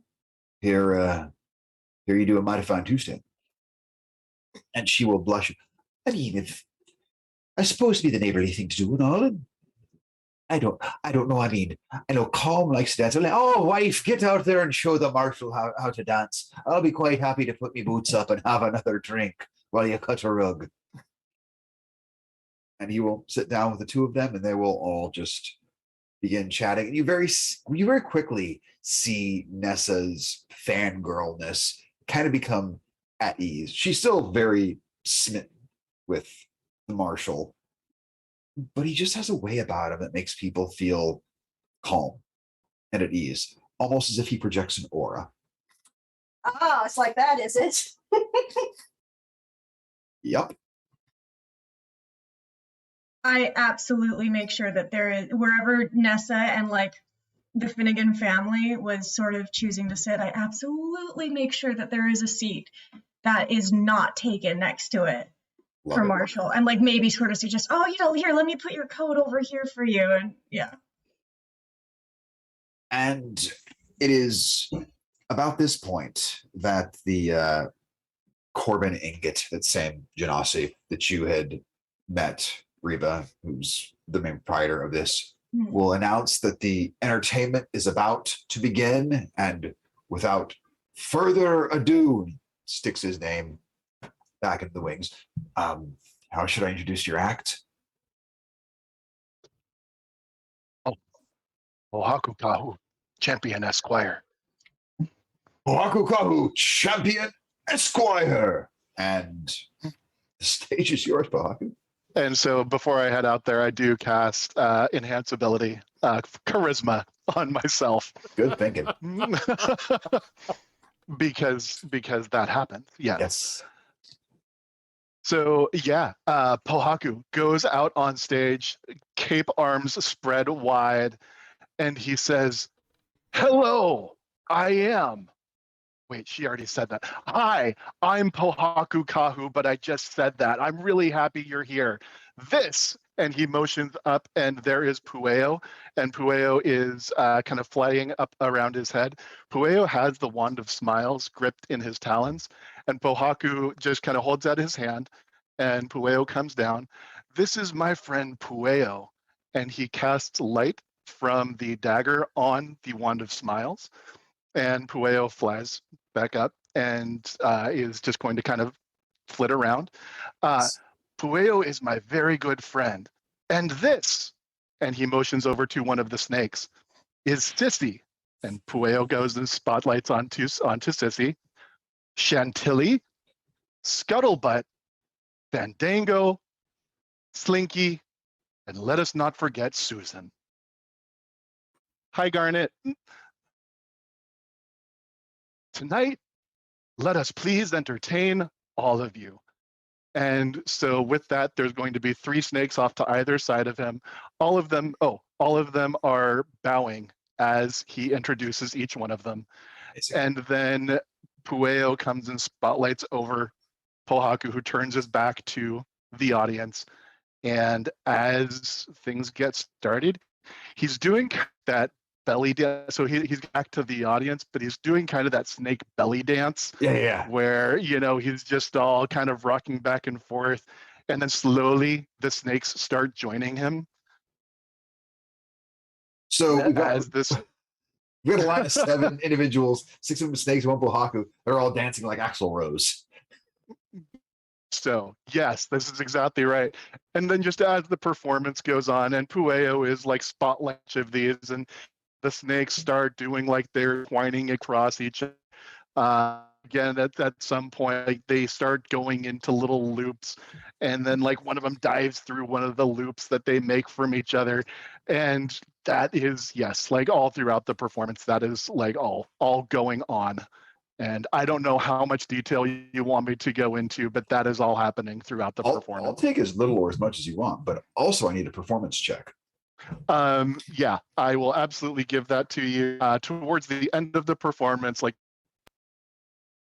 he will enter Blade Song and just start moving, and yeah, just kind of starts moving with the rhythm of what he feels within the earth. But yes, let's go ahead and hope for a good roll here. That is a natural 18 for a 21. 1. Hell So yes.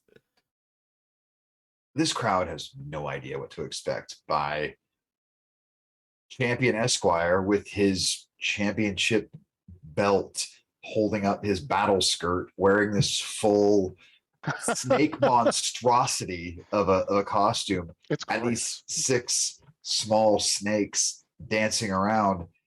And very quickly, all of you just establish this rhythm, and you find yourself just like stomping your heels as you move to create this percussion. And then as you're moving, there are moments where you will get this slight flash of light that comes up behind you, or as one snake jumps through the hoop, just this sparks that appear around them, and you can see Steven / Gandos there. He's doing what he can, and let's actually real quick. Oh, nice. He's adding to the performance. You could just see beads of sweat dripping down his face because he's not a talented mage, but he is trying hard here to accentuate your performance. And when all is said and done with this dance you do, the whole group of guests bursts into applause. You see there's some people standing. Marshall Bicker just like stomping on the seat that he was seated on and is just hollering, waving his hat in the air. And as this all happens, Pohaku, who is not necessarily like used to doing performance, this just was a spur of the moment. He thought it'd be fun, just gets totally wrapped up in this and just starts like jumping up and down on the stage and is just like totally soaking it in and is just like, thank you. That was so much fun. Guardian, did you see that? And is just having the time of his life up on stage. Hey, everyone but Siobhan to give me a round of perception checks.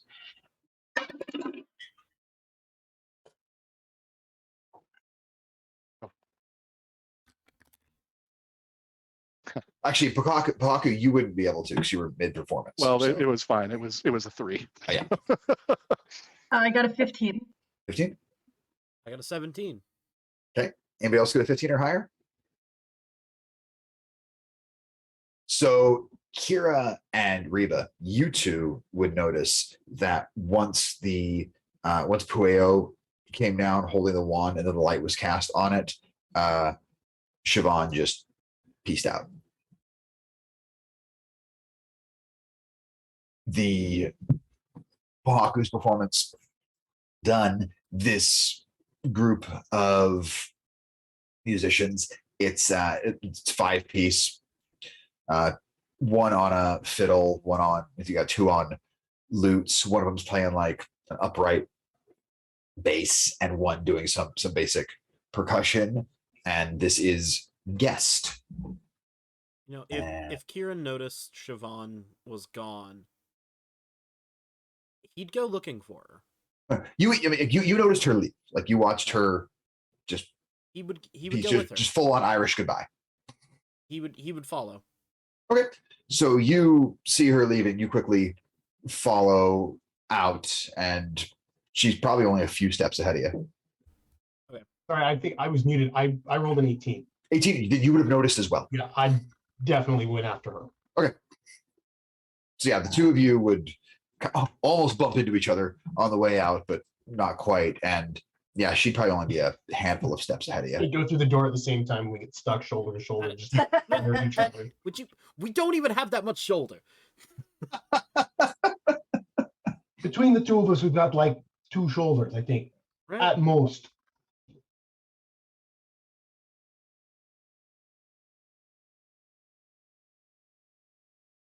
Just bustling through his head.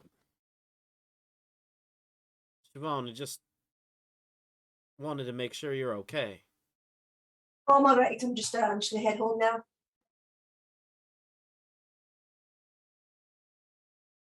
I just came. I wanted to make some introductions, and I have done so. Yeah, just thought I'd leave when it was. I'm sorry to draw you away from the show. I didn't want anyone else to notice. It's called an Irish goodbye. Actually, you just kind of walk out. All right, I just wanted to make sure you're okay. Hi. All right, and I'll start to head back in. Anything from you, Maddox? Is there anything I can do for you while you're gone and you did your thing and go out? I understand. But can I do anything for you while I'm in there? No, I don't think they can embarrass me if I'm not there. So. Well, it's not you I'm looking to embarrass.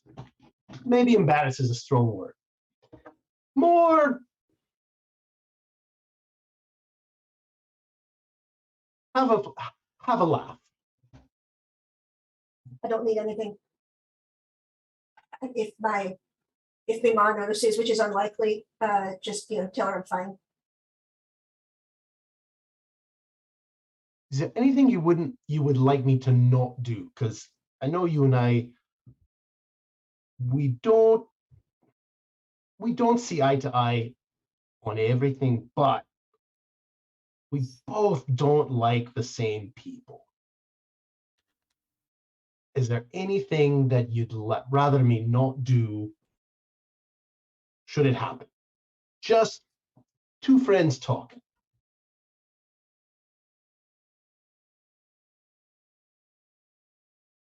I've no quarrel with Stephen. I'm embarrassed. That's I, fine. That's fine. I just I have a bit of a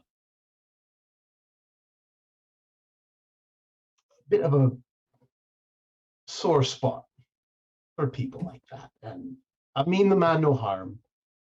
I'm just not a fan. So I'm have a bit of fun. he didn't hurt my feelings. My friends hurt my feelings. Not you, the rest who laughed with him.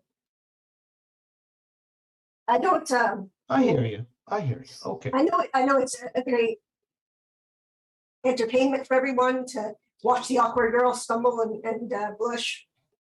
I just don't care to be in the situation, so I'm just gonna go home. All right. Well, you have a wonderful night, and we'll see you in the morning. Siobhan, as you're walking away, you will hear something. A voice in your head say, Siobhan Finnegan, you leave him without saying bye to a friend. You recognize the voice of Phineas. As you look about, you can see that he's very clearly he's climbed something to get up here. He's kind of on sort of an overlook to the festivities or kind of the enclosed outdoor area of this establishment.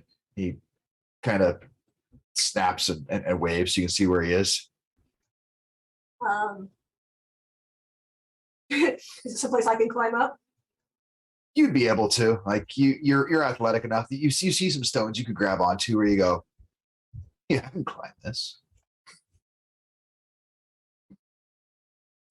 So yeah, I talk to him in my head Yeah. as I'm or in his head, I guess, as I'm heading that way. I'm just like, I really didn't think anyone would notice if I left, and I'm sorry if I upset you. No, not at all. I've just gotten so used to being by myself that being around a lot of people, I quickly found I ran out of things to talk about. And so yeah, Calm's going to help me get work in a couple days. He said not tomorrow because he thinks a bunch of us will have hangovers. I assured him that I would. And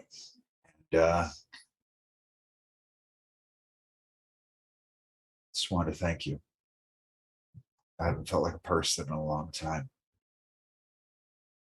I feel like somebody again.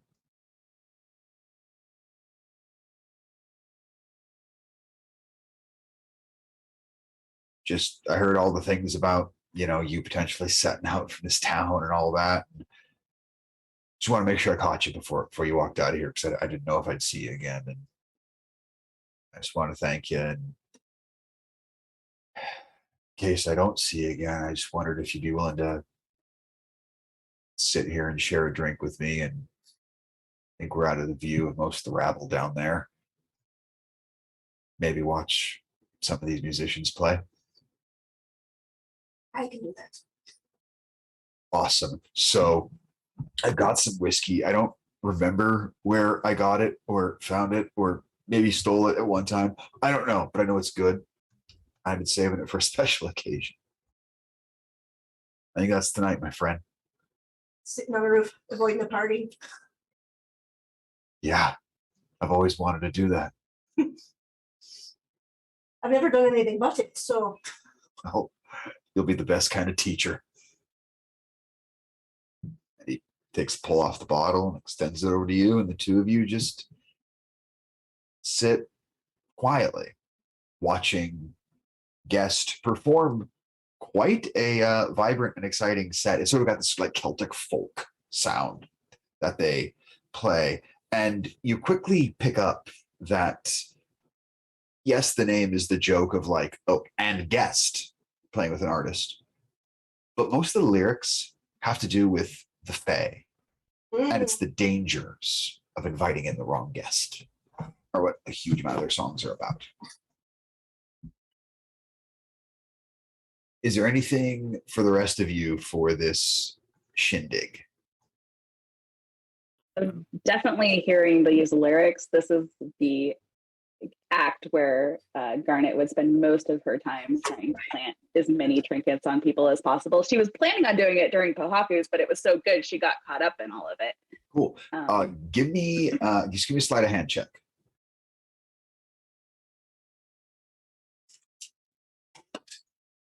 Uh, 11. I will add the side bolster to that too. So 15. 15. I rolled pretty bad on my just general perception check there.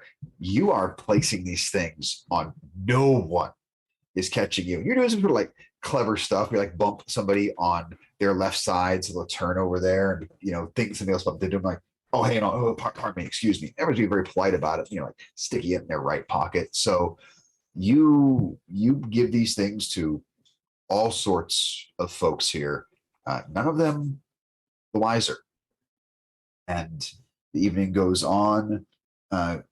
Golden Hour performing after them. They're a little artsy fartsy, but not too bad. Then finally, Kiss of Denial closing out the night. Unsurprisingly, a band of all tieflings.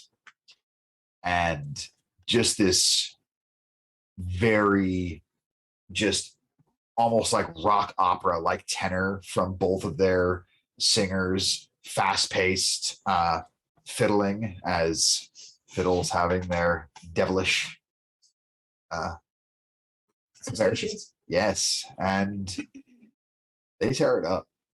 They're good. And this shindig turns into a full-on hootenanny by the middle of their set. It is there are some there's some jug wine being passed at that point. The proprietors assure you it is the finest wine, but when they knew this band was playing, they had some jugs made up just for such an occasion. And the show is fantastic. Is there anyone any of you wants to interact with before all is said and done? There's some stuff I'd like to do, but it might take a bit of time. Such as we may be able to truncate it, or we can we'll see what it is. Some talking to Marshall Bicker. I think we have just enough time for that. But I'd want to make sure that I go up and talk to Marshall Bicker at a time that he and Nessa are both seated at somewhere together. Not difficult. He's spent most of the time hanging out with the Finnegan family. Just they've been in Ruby's Crossing and the assemblage for quite a while, so they're just sharing stories of the assemblage overall. Oh well, if it ain't you, how's the night treating you, fella? Quite well. I don't mean to intrude. No, not at all. More the merrier. I just wanted to say hello and let you know that there is some more information about that, about a job past that we should talk about in less of a celebration setting and more of a business setting. Look forward to it. Y'all still planning on coming down to the Gulch to meet up about that work I have for you? That's the plan. Why don't you give me a full dossier on what you do and do not know, and we'll take matters from there. And I'll just kind of do a polite bow to everyone. As you do that, he'll stand up and he gently puts his hand on your shoulder when you're bowing towards him. He has you stand up straight, and he extends his hand towards you. No need to bow towards me, son. Where I come from, we shake hands. I'd never break a custom. Appreciate it. Damn, you really are like your old man, aren't you? You better quit it. Yeah, you best quit it. I'm gonna start coming to like you, and I don't know how I feel about that. Well, who knows? Not everyone from the Empire's terrible. And I turn and go, because I know that's about to start something.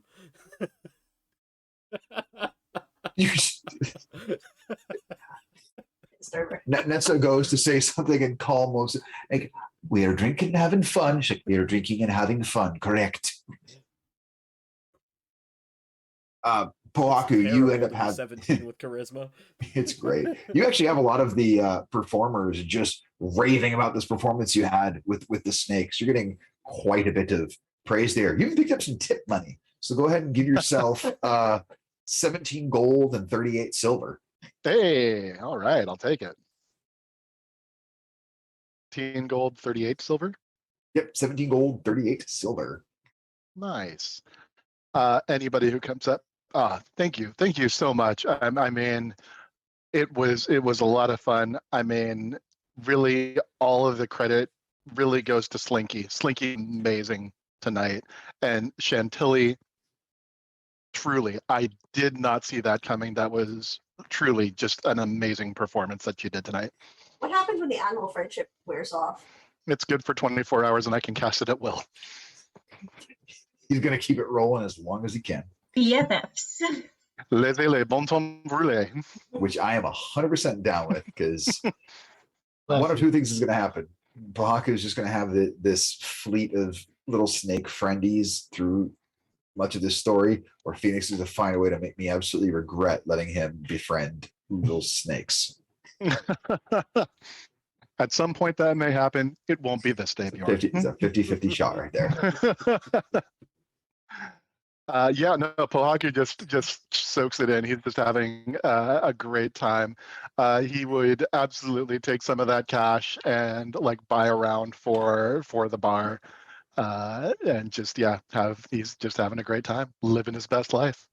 Out of curiosity, Siobhan, did you tell your family / brothers about the incident with Stephen and all that?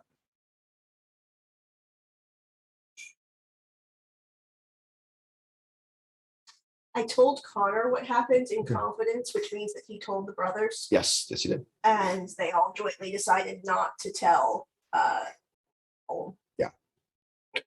So there will be a point during the evening. I met Manic, since I know you're keeping an eye on issues, on anything happening with Gando / Steven, where he's having a drink and he feels this bump in the small of his back. He turns around and then he looks down. There are 3 halfling gentlemen standing there. Why don't you have a seat for a second? Got something I'd like to say to you. Sit down. None of the 3 of us are going to do anything here and now at festivities where people are having a good time. We're just going to let you know, and don't say a fucking word. This is real simple. You did something that caused our sister to get quite upset.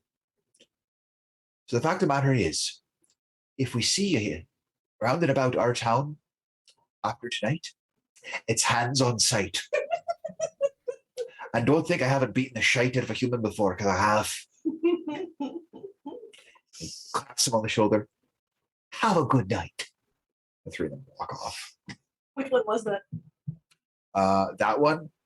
That was, let's see here. Did Mannix see this? Yes, Mannix absolutely did. She would have been keeping eyes on it. That one. I'm trying to remember all the names. We got Kieran, we got Connor, and we got Rory.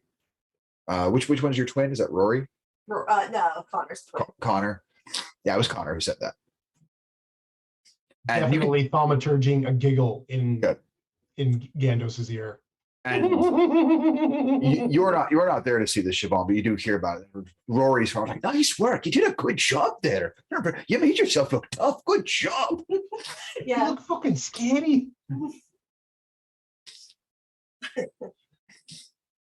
And they pick up that you did the little thaumaturgy there, Mannix, for the moment. And They're inebriated.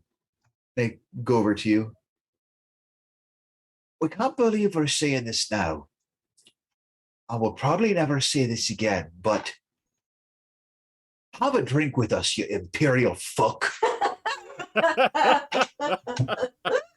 It's the least I can do after watching what you just done. Look, we don't have to see eye to eye, but Is that a tonight, short joke? We're just kidding. if it's funny, it's a short joke. If it's not funny, I don't know what you heard. We'll drink to that. Well la- done, lads. Well done. Lastly, Reba, since this was your brainchild, is there anything that you look about and you notice as you look at the crowd, Siobhan's nowhere to be seen. You have no idea when she left, but she's definitely not here. Most everyone else you invited still is. But is there anything for you as this party winds to a close and we reach the end of our session? Well, Reba spends most of the night tearing it up on the dance floor. And I think she makes it her personal mission to try and dance with every single person in the room. I think she spends a little bit of extra time with Bancroft just because they're friends, they're buddies now. And I picture him just absolutely like tossing her into the air while dancing. Oh, yeah. And it's just like giants tossing giants. And it's just a small whirlwind that people sort of have to stay out of the way of. And I think that's her goal. She sees Siobhan is missing. She'll check in with the other members of the party, like, "Hey, do you know do you know where she went? Have you seen her?" She went home, called it an early night. That sounds about right. I don't think lots of people are like her favorite thing, which is fair. All right, I'll have to make sure to get a dance with her elsewhere then. You go back to tearing it up out there. Oh yeah, Yeah. and that's it. Reba and Bancroft dancing together, there was a certain grace to it, but more than anything else, it could simply be called a hazard. Yes, but a very fun one. Yes. And by the end of the night, Reba, you are exhausted from all the dancing. Your head hurts a bit from all the drinking, but you had a blast. Kira, your beverages were quite good, and you have appreciation for a good mocktail, since a lot of places skimp on those. Garnet, you are thrilled for all the little trinkets you hid here, there, and wherever, and who knows what some of these folks will find. And Annex, you once again, you know this from being a noble, that there are times where strange connections happen, where people just relate to each other sometimes, and you were glad to see someone who was part of picking on someone get theirs. As well, you are a bit of a prick. You still have certain code about you. Oahu once again puts on a show to be remembered. You all find your way to sleep in various locations. Give yourself a long rest. Any of you will have hangovers in the morning. Much of that will be cured with food, but I imagine tomorrow's journey will begin your venture to Silent Gulch, along with Marshall Vicker, to get details on this train job, see what is ahead. But that'll be all for this evening and this session, and we will see what chaos awaits.